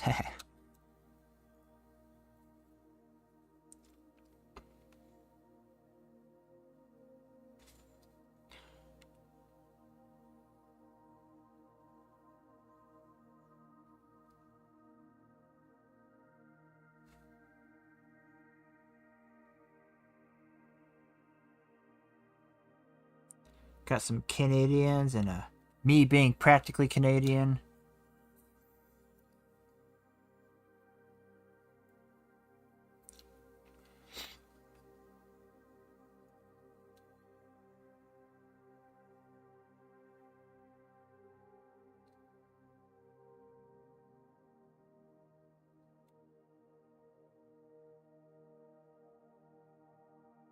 Just touch up that a little bit. All right. Now I'm gonna do a edge highlight with the bold titanium white. Remembering all these color names is a chore sometimes. I use another Reaper miniature brush.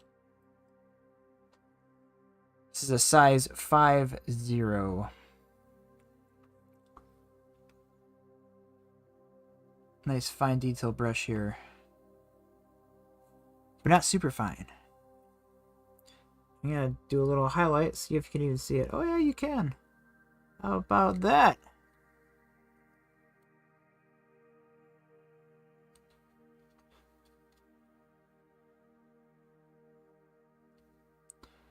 Do a little edge highlight action there.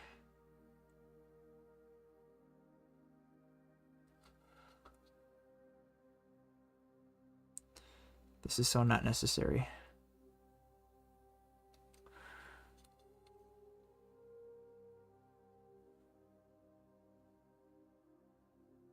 Oh, it's a little sloppy. But we'll get the brow line here.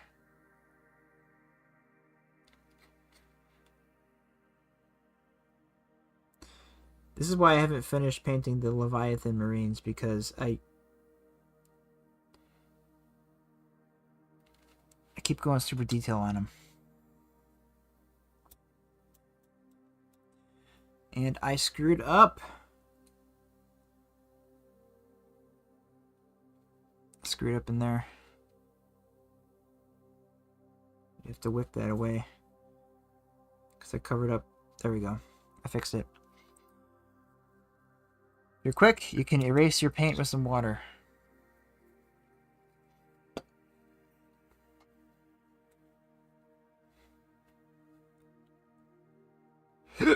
Alright, let's do some highlights on this guy.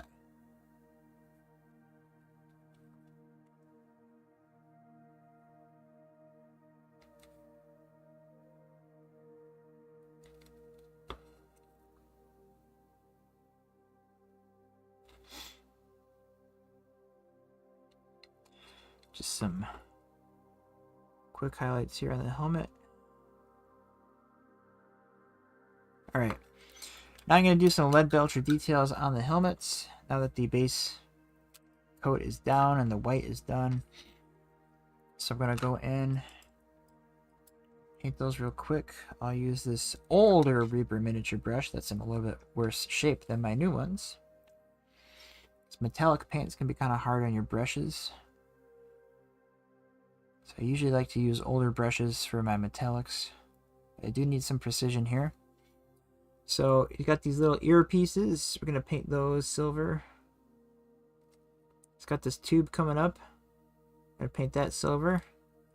It's got like this whole apparatus and eyepiece that will also be painted silver.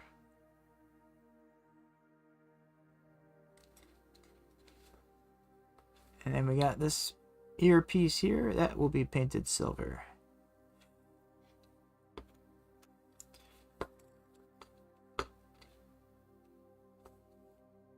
And then on the other guy, oh, I completely missed the these tubes. These like rebreather tubes that hook up in the bottom of their helmet. I always paint those silver too.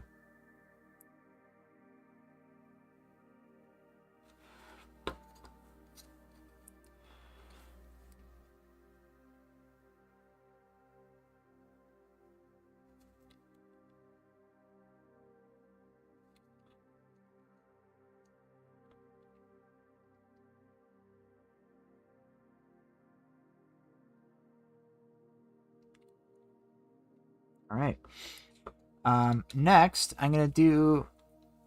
There's a couple spots where I need to touch up on the gold. That's right. This mental list of things I have to do, but just jumping around, waiting for paint to dry. So always try to be painting. So I'm gonna get this little relic on his arm here. I'll just paint this chain gold. I don't know what else to do with it.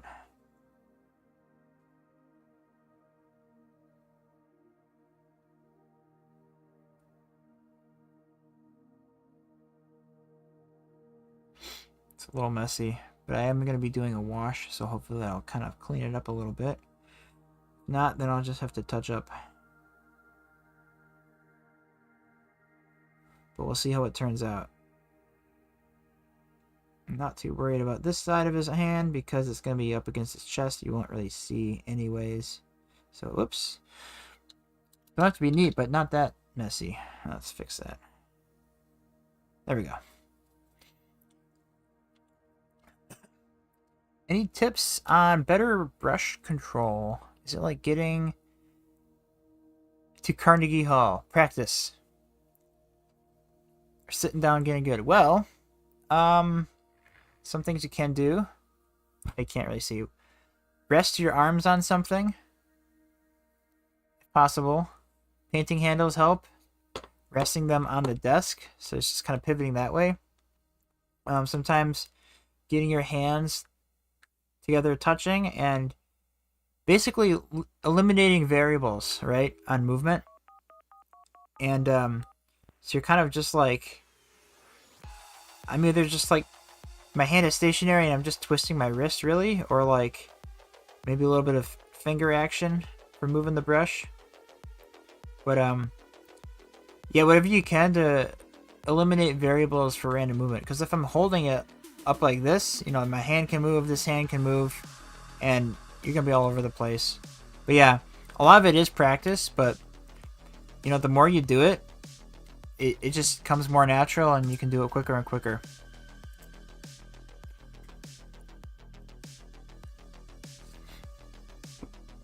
But yeah, a lot of it is just sitting down and getting good, unfortunately. But there are some things you can do to set yourself up for success. So like those things I mentioned are just a couple things. Also, surprising, thinning your paints. I know it's cliche, but having the right consistency of your paint, it flows on nicer, and sometimes you have more control, and it's less like gloppy, which can also cause problems and make things challenging.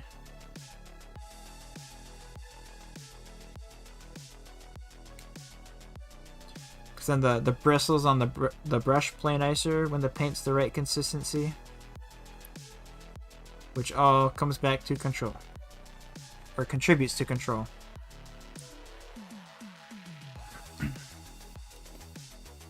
Alright, let's get the eye lenses red. I use Mephiston red for that.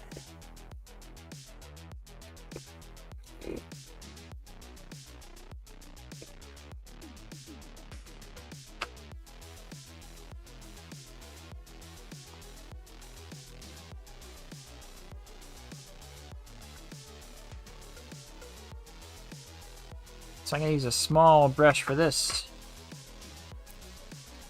I use this detail brush. Get this Mephiston red appropriately thinned out so I can easily get those eye lenses.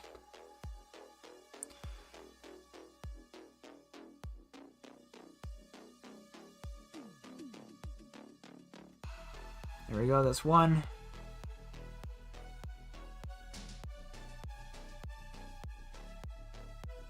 It's two.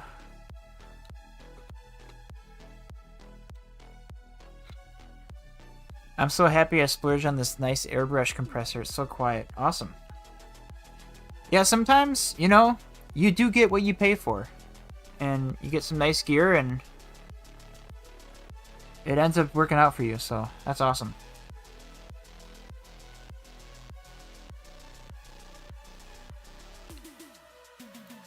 I'm going to remove his arm to get to his eye lens.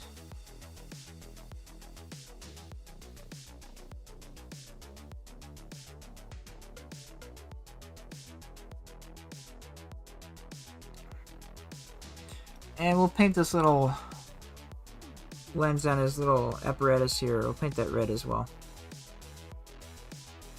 There we go.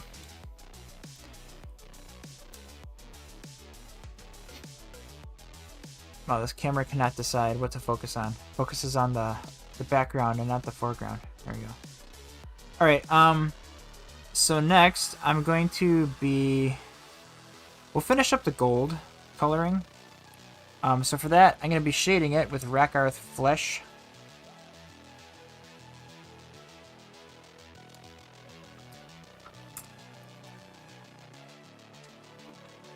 Rakarth Flesh shade on the gold. This will make it nice and warm and rich.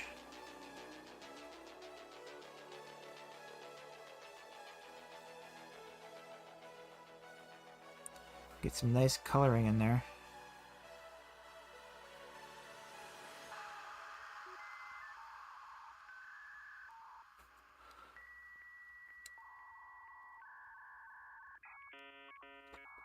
Getting real nice there. Alright.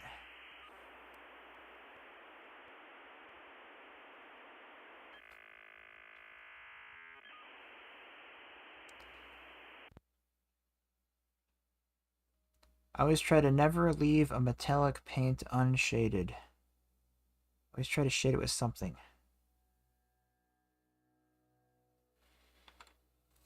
So I have all this lead belcher that's going to need some shading. We'll get to that in a second here. So for this gun, we have some like shells that can be seen. I'm going to paint those another color too. But I should finish shading the gold before I move on to something else. Must stay focused. I immediately see the next thing that I want to tackle.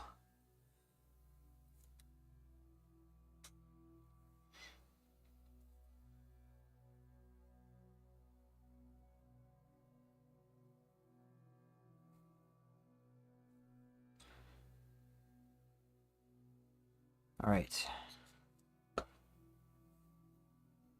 Shells, shells, shells. Bullet shells. I just do that with brass scorpion. It's good. Good brass paint for shell casing.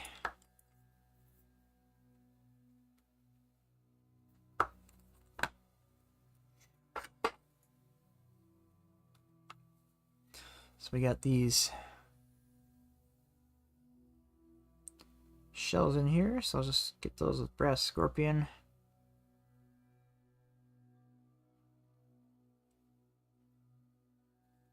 And then I think he's got some on his pack here. Yes, right here. A little bit of brass scorpion in there.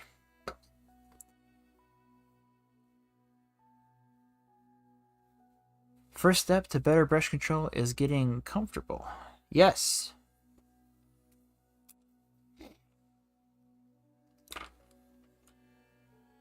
Physically comfortable.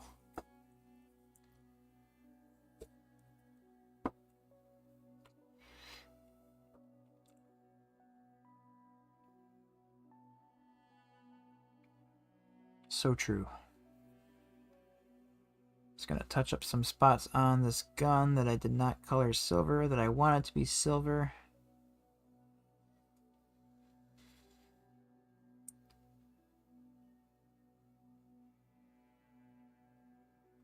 All right.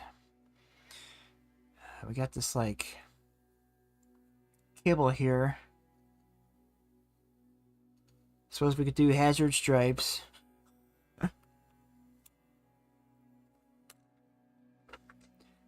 And then the trip to Carnegie Hall. Yes. Alright, we'll do some hazard stripes on the cable, on the gun. These guys are kind of annoying. Other guns are different.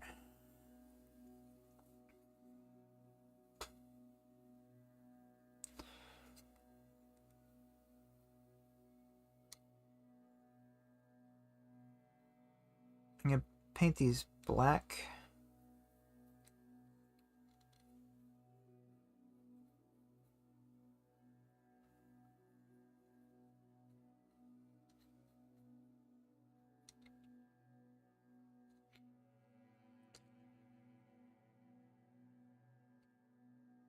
I recommend being consistent with the paint you use to begin with. Most paints in a line will be of similar quality. Yes, that's also very true. Each brand is its own animal. I will say the new Army Painter Fanatic is a good line. It has very similar qualities to Citadel paint. Maybe it has better coverage overall, which may not be a good thing, depending on what you're painting and how you're painting. Because if you might want some less coverage for more transparency, which is better for layering, or you may want really good coverage for base coats and have to do less coats overall.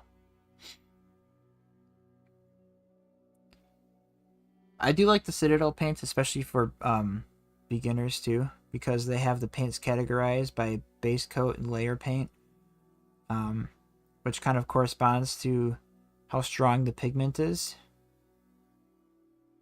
So like the base ones, they cover better, as you would imagine. The layer paints are a little bit more transparent, but are good for layering.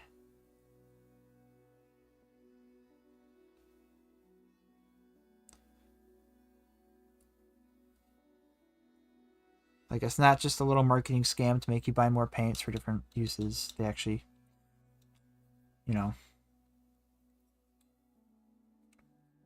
they do have different purposes, and they actually do what they're supposed to do. Although some base coats work better than others, but, overall, base paints do work well for bases. Base layers. Okay. Let's get the leather on the belt and these pouches. I'm gonna pop off this other arm here. I can get to the belts. I think I did. Yes, Mornfang brown, or maybe I think I used this Army Painter Fanatic leather brown. Thanks so much. I just did my first decent looking edge highlight. It's still kind of messy, but the Scion armor really pops, and now it's just brush control. Yeah. And your first edge highlights, they're gonna look sloppy. I could I could pull my assault intercessors that I painted 3 years ago, 4 years ago, back in 2021. I think it's 3 years ago then. Yeah, and the edge highlights are a little messy, but they work. But I don't know.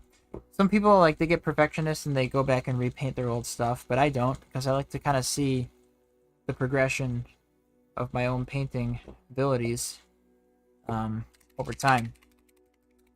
I prefer a liner brush over the round for a lot of my edge highlights. Yeah, that's a good one. This one here is actually a liner brush, kind of. It's got like a very long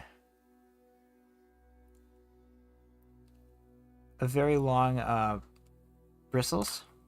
I think this is another liner here. Yeah. This is just a cheap Amazon Nick Pro brand. But here's another liner brush.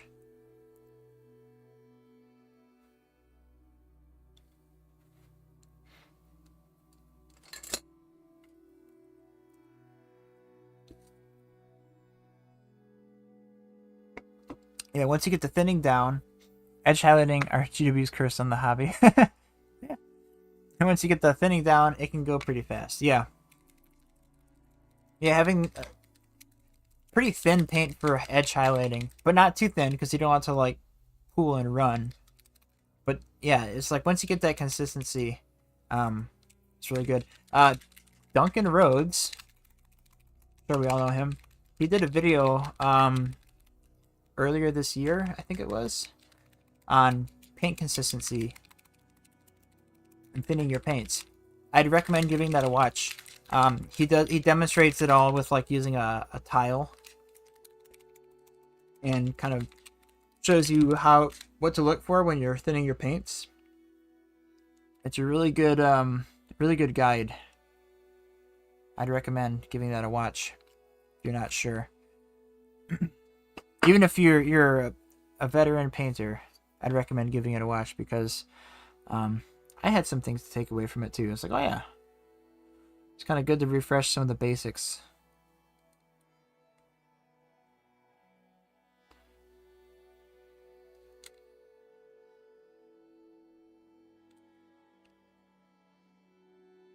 So I'm going to paint these pouches brown along with the belt.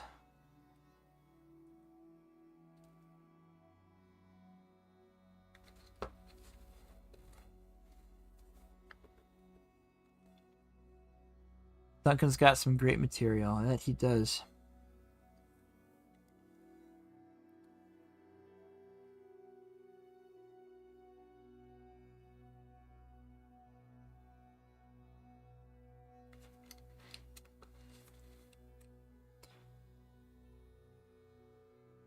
He's like the Bob Ross of miniature painters. Just super chill.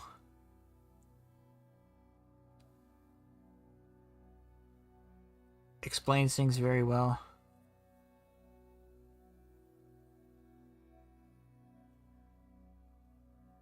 He's not condescending. Good stuff.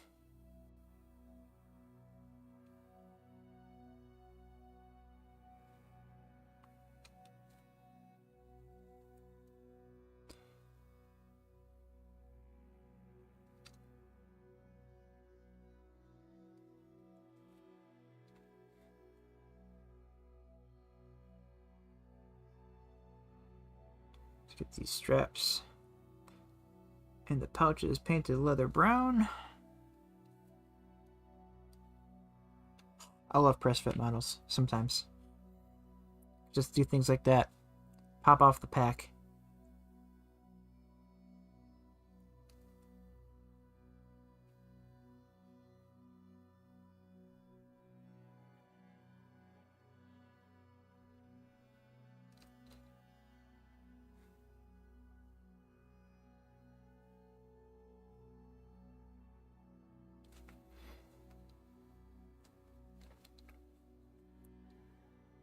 Sam's describing Duncan and himself at the same time. Wow, that's high praise. Thank you, David.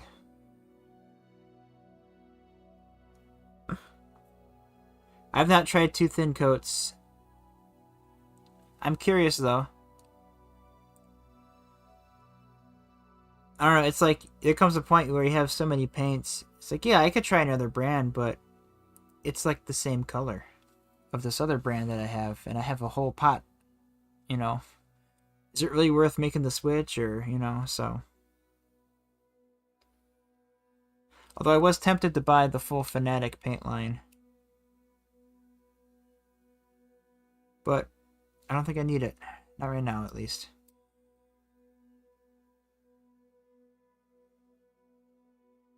Maybe if I decide to start doing commissions. I don't know. It's another thing I've thought about doing. Or trying to get into.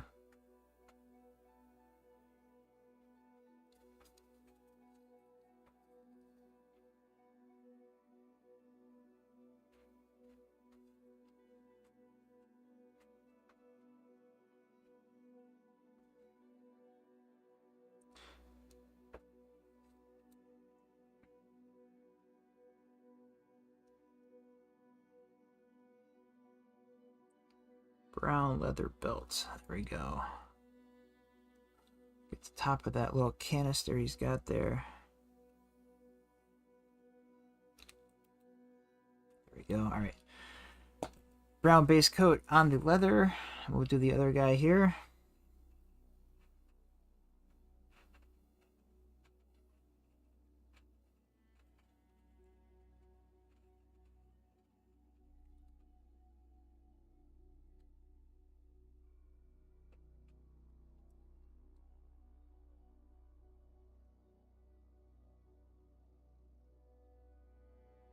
For this brown, we're gonna go back and give this a nice wash.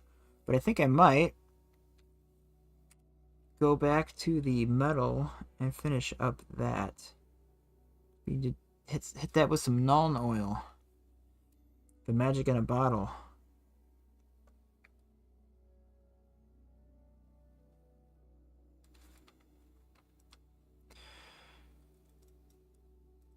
I bought the middle box. I enjoyed it so far. You do look pretty stocked. Yes, I do have a lot of paint.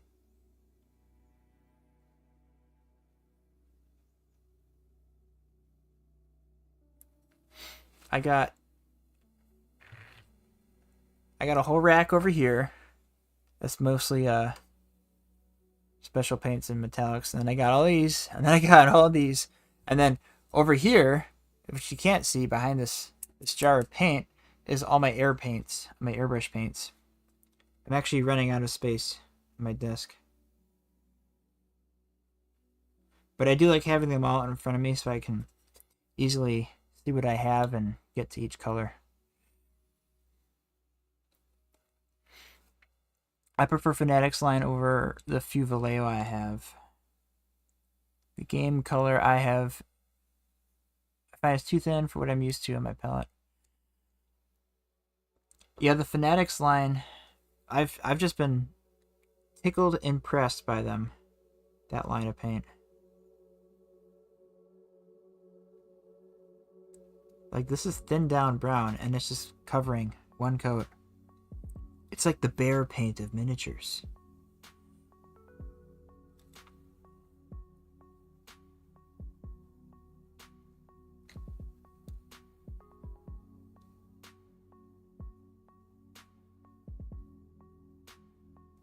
Alright, so while that leather is drying, I'm gonna bust out the Nuln oil.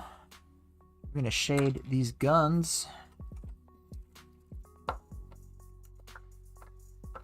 Oh, I did miss a leather strap on this backpack. I should get real quick. Otherwise, I'll forget it.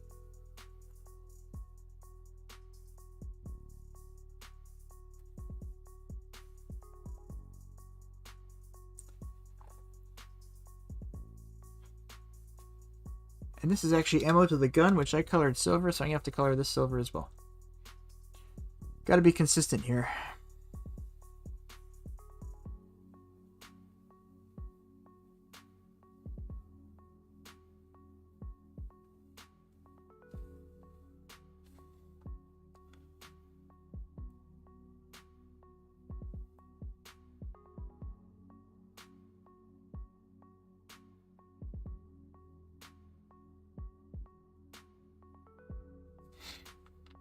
Right. Null and oil time.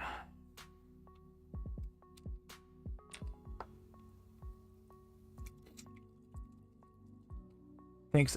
Keep it out for them. When the game stores start carrying the vanilla paints, more to try, but it's a problem. Sam said. I don't want to buy the same colors. Yep.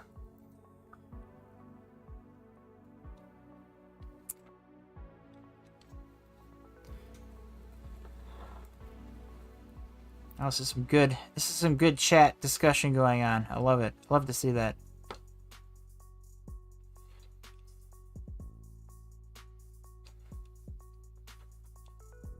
Love talking shop. Good stuff. I'm just gonna go over all the lead belcher with Nuln oil.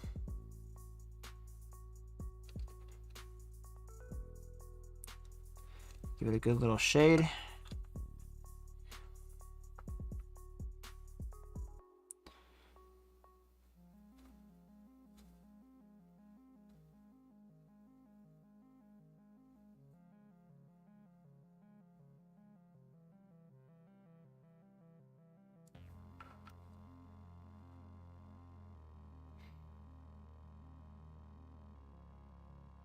Shade all these gun bits.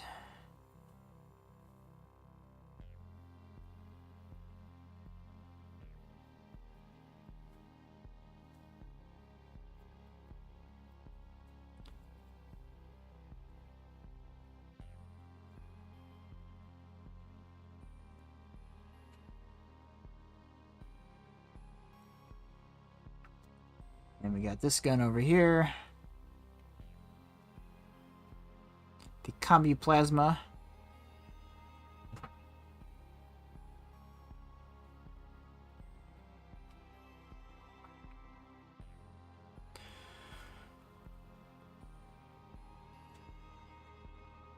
I want to try out speed paints, especially for vehicles. Oh, I would actually not recommend that for vehicles, because when you do speed paints over a large area, you tend to get the blotchy appearance on a lot of stuff. I would recommend airbrushes for vehicles. Just airbrush the color. Or just get a big base brush and do it by hand. I would not use speed paint for vehicles.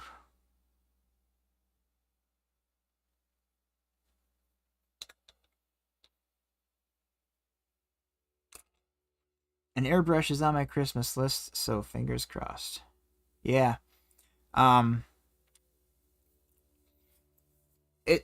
I will say you can use contrast paint or speed paint through an airbrush. I've done that. My Eldar vehicles in particular, I give them like a gray primer, a light gray primer, and then I do Dark Angels green contrast paint through the airbrush because it's very thin and kind of inky. It's kind of got that weird, I don't know, consistency that contrast paint has. And it works surprisingly well, but it behaves a little differently than regular paint, so you have to be aware of that too. But through an airbrush, you won't get that blotchy effect, but it doesn't really work like a typical speed paint would through an airbrush. It's just kind of a whole nother animal. But yeah. Let's do Hazard Stripe real quick on this cable. I'm going to use some Everland Sunset. It's a nice construction yellow. It's got good coverage. Just need a little bit of that. Just a dash. A little bit of water. Get it nice and thin. And then I'm gonna this thinner cable here. We're gonna hazard stripe.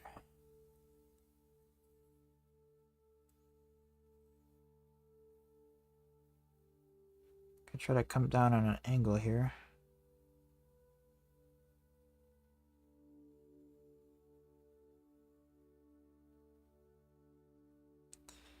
My hazard stripes are very hit or miss. These are looking okay.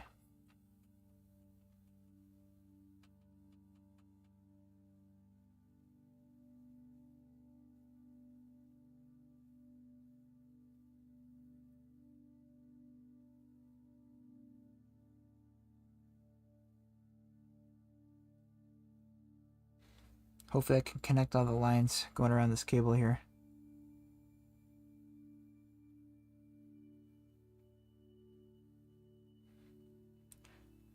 Or connect them enough to sell the illusion.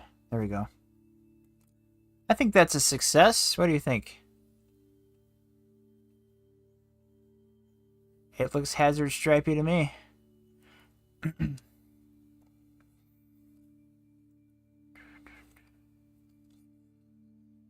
We got this other cable to do. Looks great. Thanks, Travis.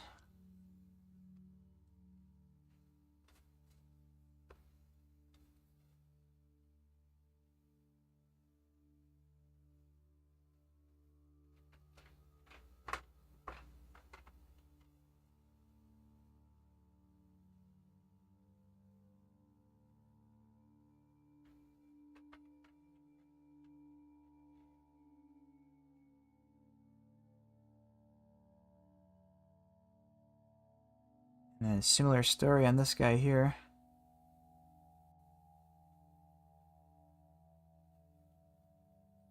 Just carrying on those hazards.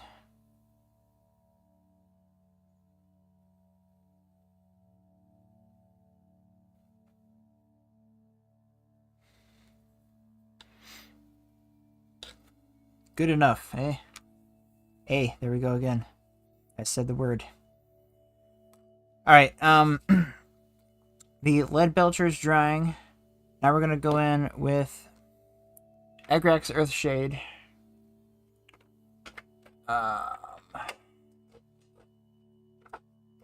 And then we also have to do the... Where are you, Agrax Earthshade?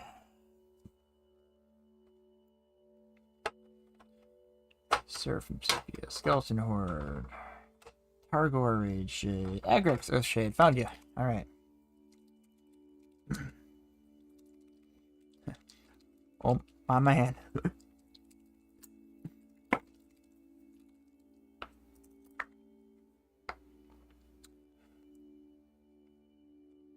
Alright, let's shade the leather. Agrax Earthshade. Gonna bring it down. Nice and dark and shaded.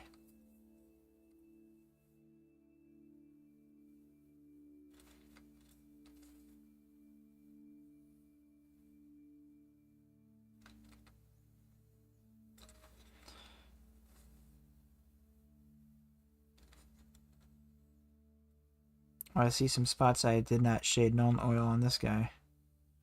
Just ammo containers. It always happens.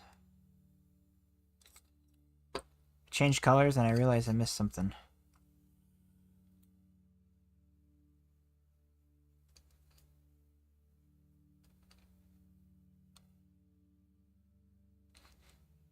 Also, this guy's got little studs on his leg. I should probably paint those metallic silver.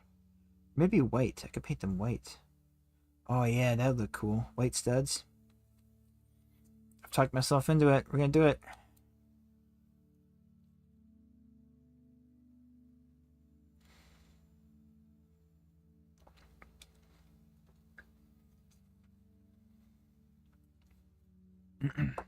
See, this guy I'm holding. It's not rested on the bench. I'm sacrificing brush control just so that you guys can see it.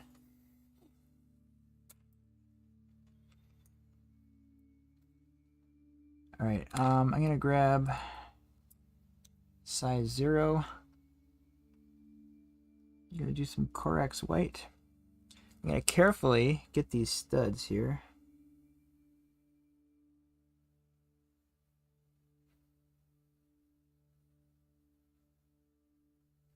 Oh yeah, I like that. White studs. Beautiful.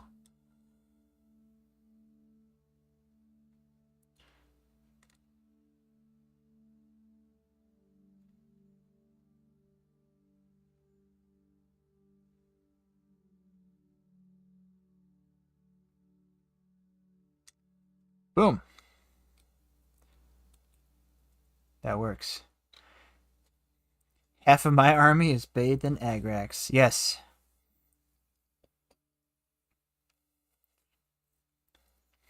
It's a wonderful thing. I love it. All right, we're gonna do the scroll work. I'm gonna do Ushati Bone as a base for that on the scroll work.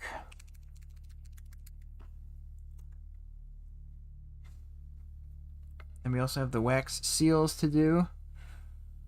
We're getting there. We're getting there, guys. These Space Marine boys they're on the home stretch. Just got a couple little things here and there, but we're nearly there. All right, so we got a piece of parchment right here. I'm gonna paint that with Ushati Bone. This is gonna be a 2-coater. That's all right. Get this one down here.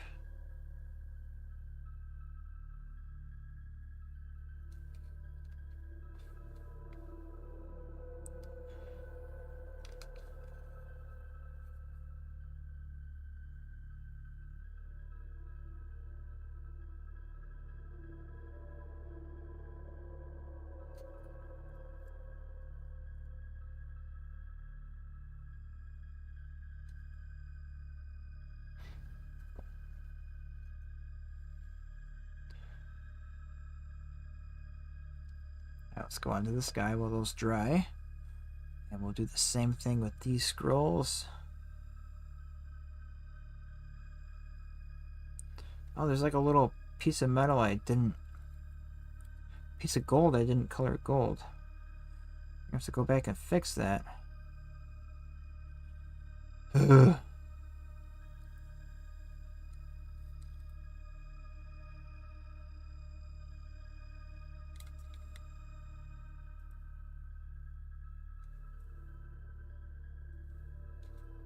Any other scrolls? Oh, he's got some on his foot. Some foot scrolls.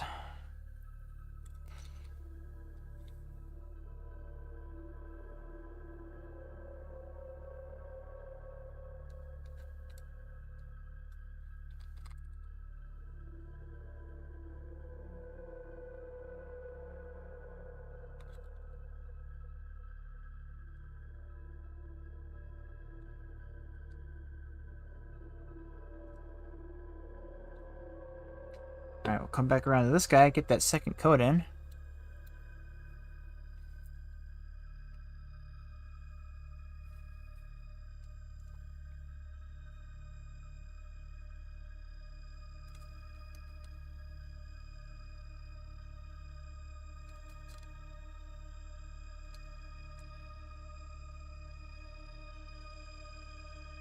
Space Marines and their purity seals everywhere. Adding hours to every painting session.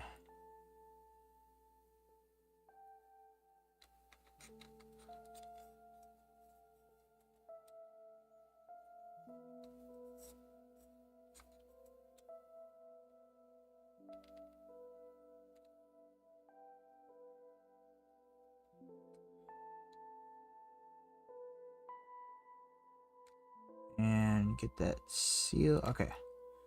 Alright, there's a piece of gold I need to paint. Let me just quickly get that.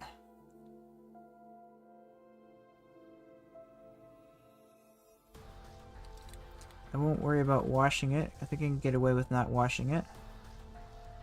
Yeah, I think that's fine. Time to glue in the arms, backpacks, weapon up. Wish me luck. Good luck, Leslie. For the core.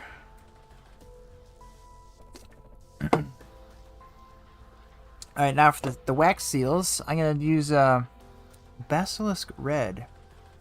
Because I bought this paint, and I thought it was going to be a different color than it actually turned out to be. But now I know what it is, I'm going to use it. It's kind of similar to a Screamer Pink. maybe a little lighter, so it'll be good for wax seal.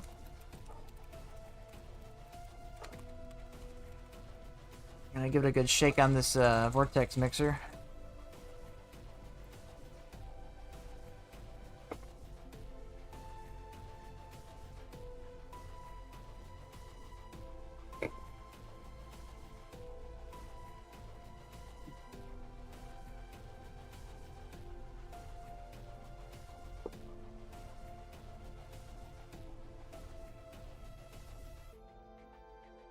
Perfect. All right.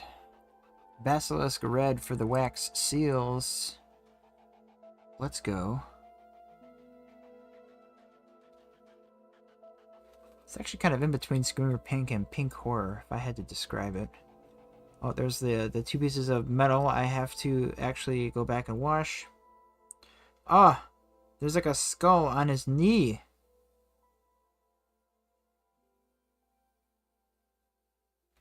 Oh my goodness.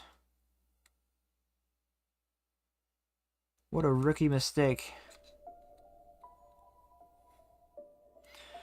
Alright. I'm gonna paint that right now.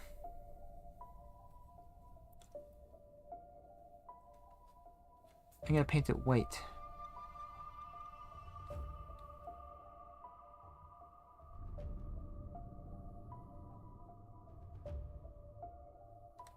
I've been painting this guy for like hours tonight, and I just noticed this now.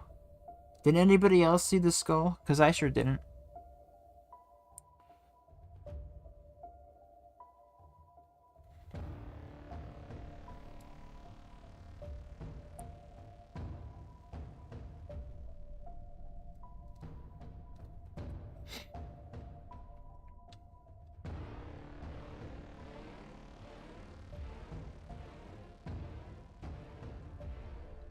Alright.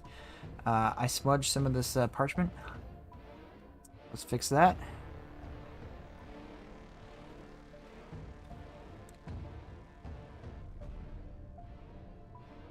Alright.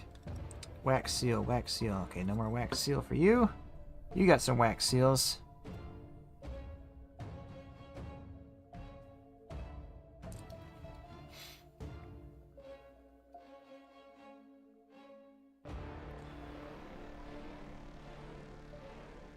One thing I don't like about dropper bottles is there is a minimum amount of paint that is emptied out every time you use them.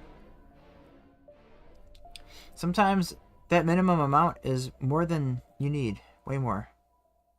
And you're stuck with these little dollops on your palette that just get tossed in the garbage. Maybe Citadel pots are better. Food for thought. All right. Let's highlight the gold next. For that, I'm gonna use Stormhost Silver and mix that 50-50 with the gold. I'm almost done painting a brick of Kroot Rampagers. I'm painting. Nice. Writers I keep finding. The stream is threatening to convert me to Citadel pots. I'm just saying, they're not as bad as ever. You know, the internet loves to hate on things, and I feel like in the online painting community, they all hate on the Citadel pots. And I'm like, sure, they have their flaws, but they're not that bad. And dropper bottles are not like the be-all, end-all.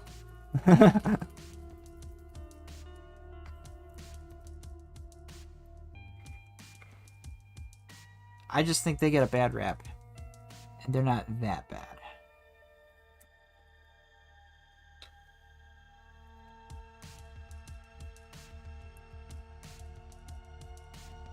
Alright, so I'm going to make some 50-50 Stormhost Silver and Retributor Armor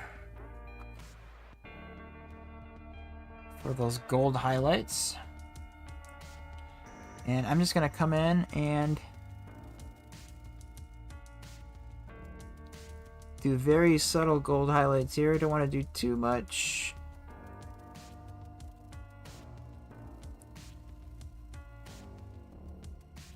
Just make that gold look a little burnished.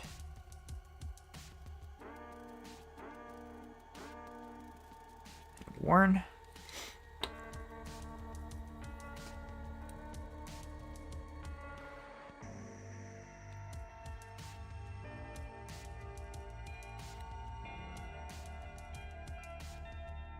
Extra shiny.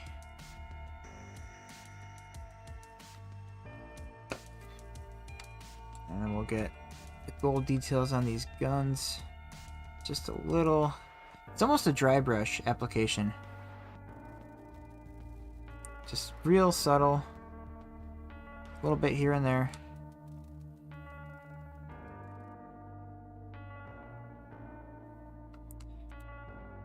I would totally agree with you, Sam. Were you talking about the old style white top pots? They have to twist open? No. Those would get like seized shut all the time. And those ones had the same problem too of getting paint in the lid and not being able to close it tightly. I think the pots are an improvement because you get this little lip here. You know, you can kind of wick some off your brush if you're painting directly from the pot like a savage.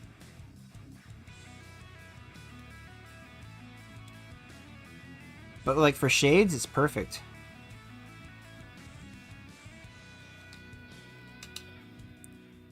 Because neophytes knew not how to use them. Okay. Nah, bruh. Those twisties were the worst. I agree. Those twisties were the worst. It'd be like, how is this like seized shut? It's brand new. I used it once.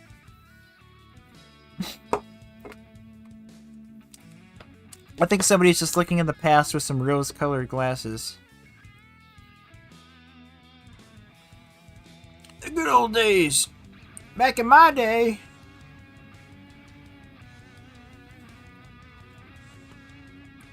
A little bit of blue shade on that skull. Alright. We are definitely on the home stretch. I'm going to use Seraphim Sepia on the scroll work.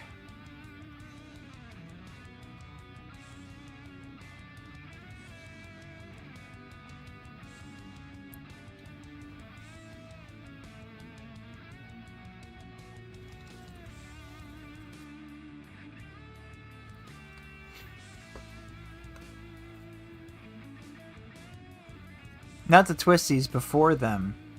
Wait, the twisties where they had the you could pop the lid off.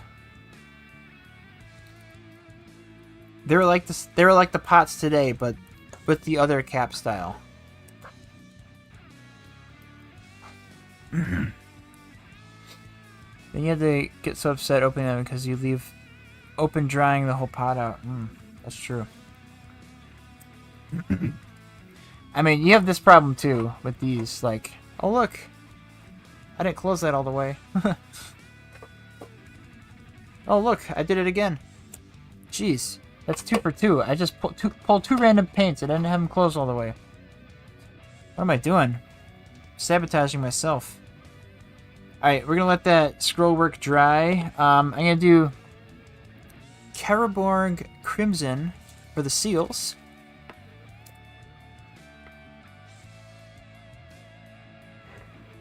Get some nice, rich looking wax seals. Ooh, that's a little bit too much.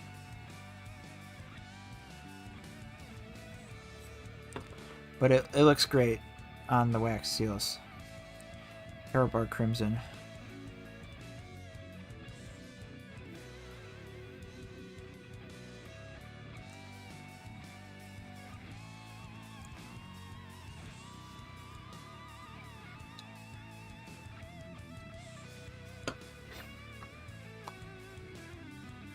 The current pots are okay, but I find the lid doesn't stay open on most of the time. Yeah, I have that problem too. The old red phase. Yes. Gun highlights. Dawnstone. These custodians have so much detail on the trim. Painting these is going to be a nightmare. Yes. Especially with that scheme that you want to do. It'll look cool though. You only have like what? How many models? Like 12 models for your whole army.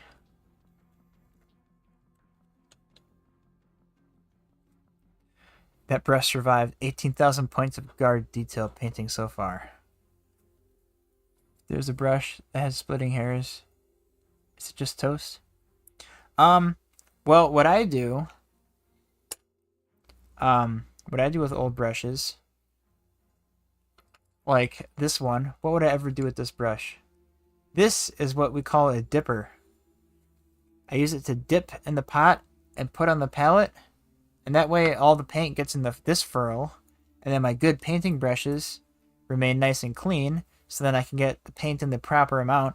Or I'll use these old junky brushes to mix colors together, so that way my good brushes don't get all full of paint where it's not supposed to get full of paint. And that will increase the longevity of your good brushes.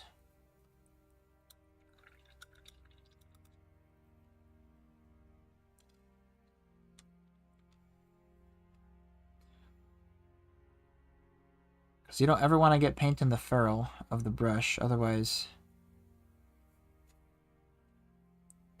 that'll quickly kill it.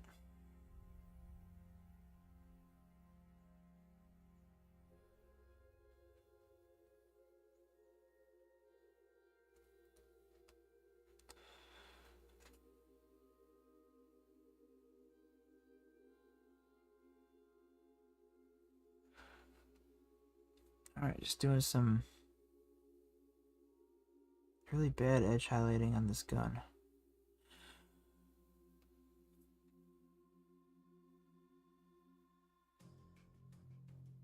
Oh my gosh, what am I doing? Oh my gosh, oh my gosh, oh my gosh, this is awful. Alright, let me fix this. I can fix it, don't worry. Just come in with some black.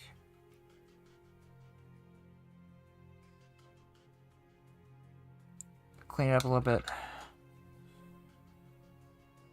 My brushes are all fraying right now.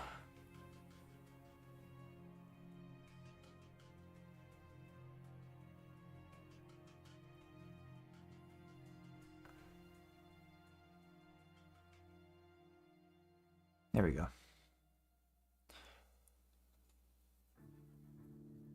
We're going to try airbrush as much of this army as possible. Yes, airbrush as much as you can.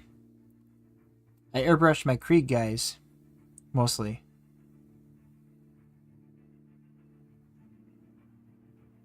I did like a base coat on the coats, and then I did like a little highlight with a lighter color.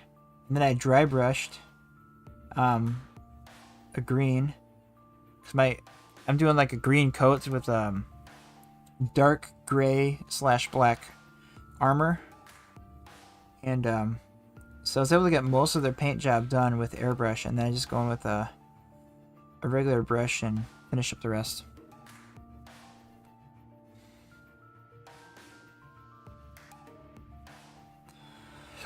Just going in, touching up little details. We got this gun that needs some highlights.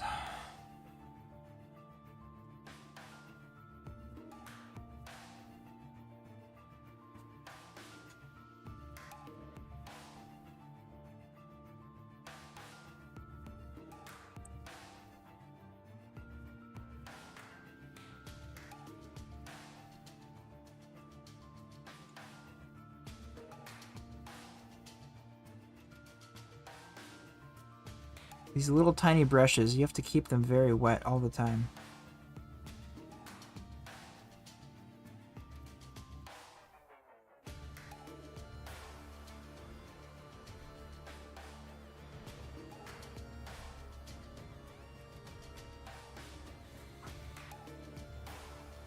Oh man.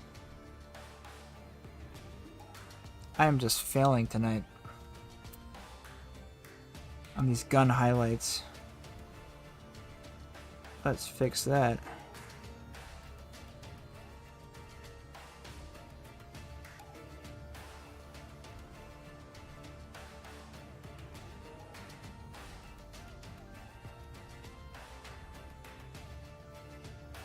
There we go.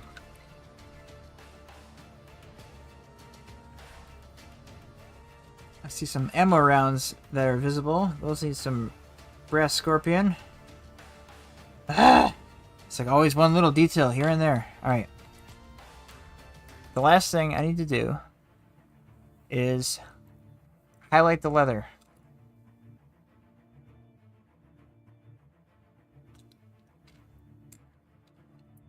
Highlight the leather pouches.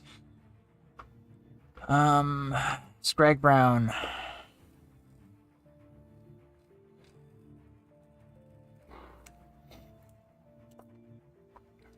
We will use Scrag brown to highlight the leather.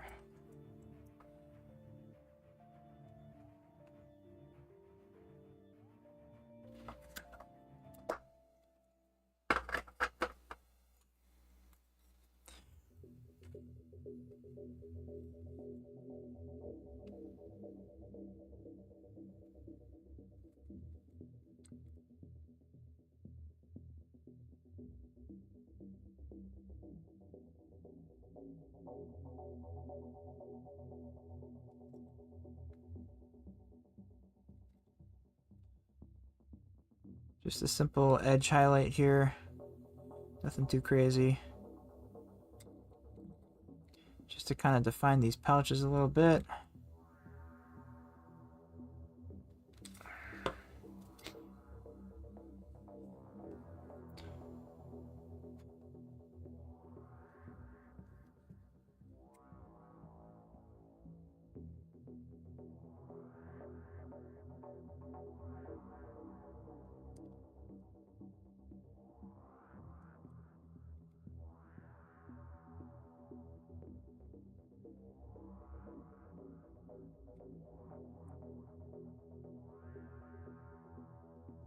Man, Space Marines.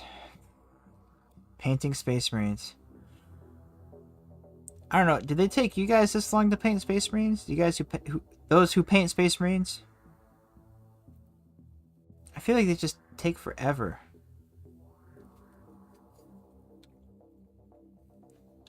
It's always something.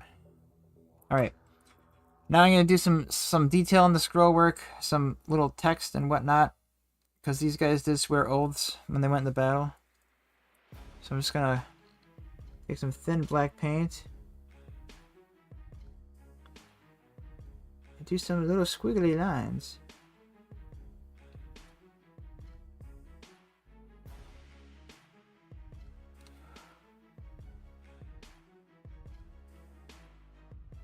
The thinner the paint is for this, the better.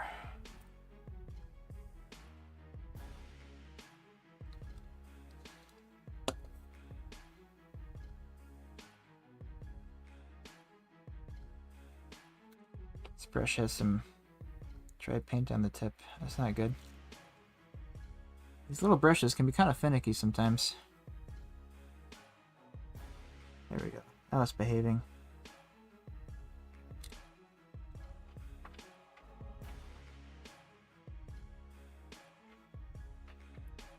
Let's get some black lines in there, like text.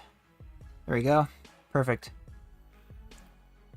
Sure do. I usually do a bunch of decals after too. Oh yeah, I have to do the decals once these are all done. I always do decals. But these guys are done to the point where I can put their arms on and they'll look like real Marines. So let's do that.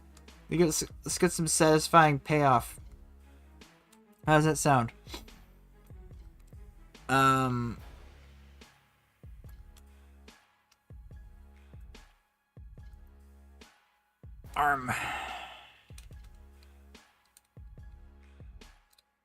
Arm goes here. Backpack goes here.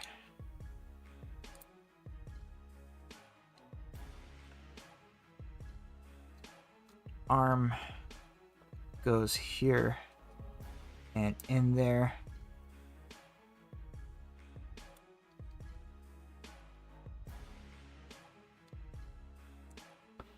Tubes connect here.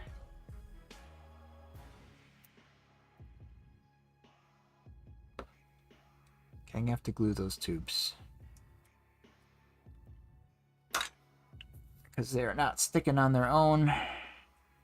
Let's get some extra thin cement.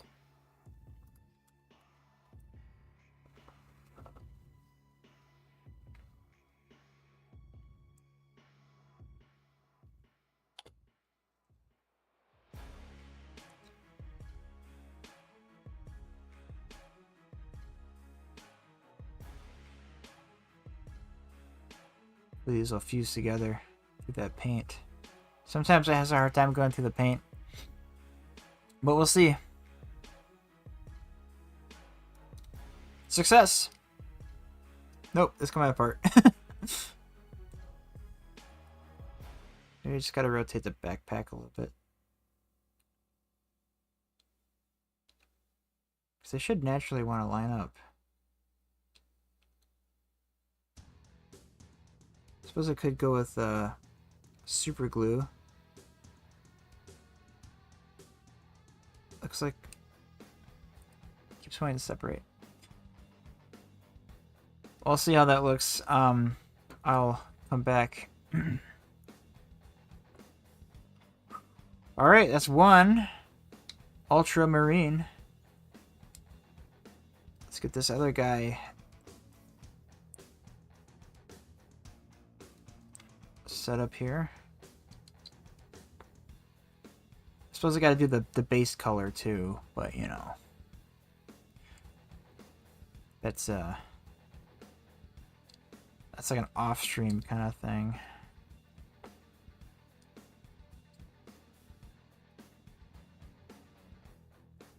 Because that's not very exciting. Painting bases.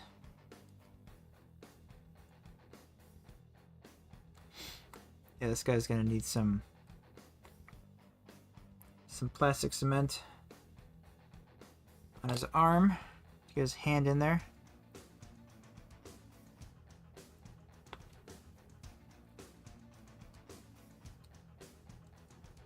There we go. Get the pose just right. Alright, there we go. Look at that, guys. I finished up 2 Stern Guard veterans tonight. I think they turned out pretty good. So that is 3 down in this unit and just 2 more to go. I might pick these guys up next week. I might paint something else. I don't know. I don't want to commit to painting these again next week because I might be feeling something else. And I don't know, you guys might be getting sick of watching me paint Space Marines because I keep painting Space Marines on stream, but it's it does feel good getting them done. So anyways, I'm gonna leave it at that tonight. Thanks for tuning in and hanging out and chatting. Leslie and other newcomers, thanks for stopping in. Waylon and I think there's a Nick. Nick, if you're still there. Yeah, anyways, thanks for hanging out, guys. It's been great. And maybe we'll see you next week. I don't know what I'm painting, but stay tuned. Also, yeah, check out new videos and other stuff on the channel. Trying to post more regularly, but I'm on like a bi-weekly schedule at the minimum, so usually a new video every bi-weekly. But yeah, anyways, y'all have a lovely evening, and I'll see you next time. Bye-bye. Oh, hi, Lee. Definitely sub. The algorithm brought me here after Morian's stream. Oh, nice. Cool. Well, I'm glad the algorithm brought you here.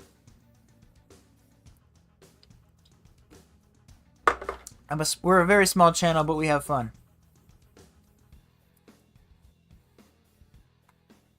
Adios.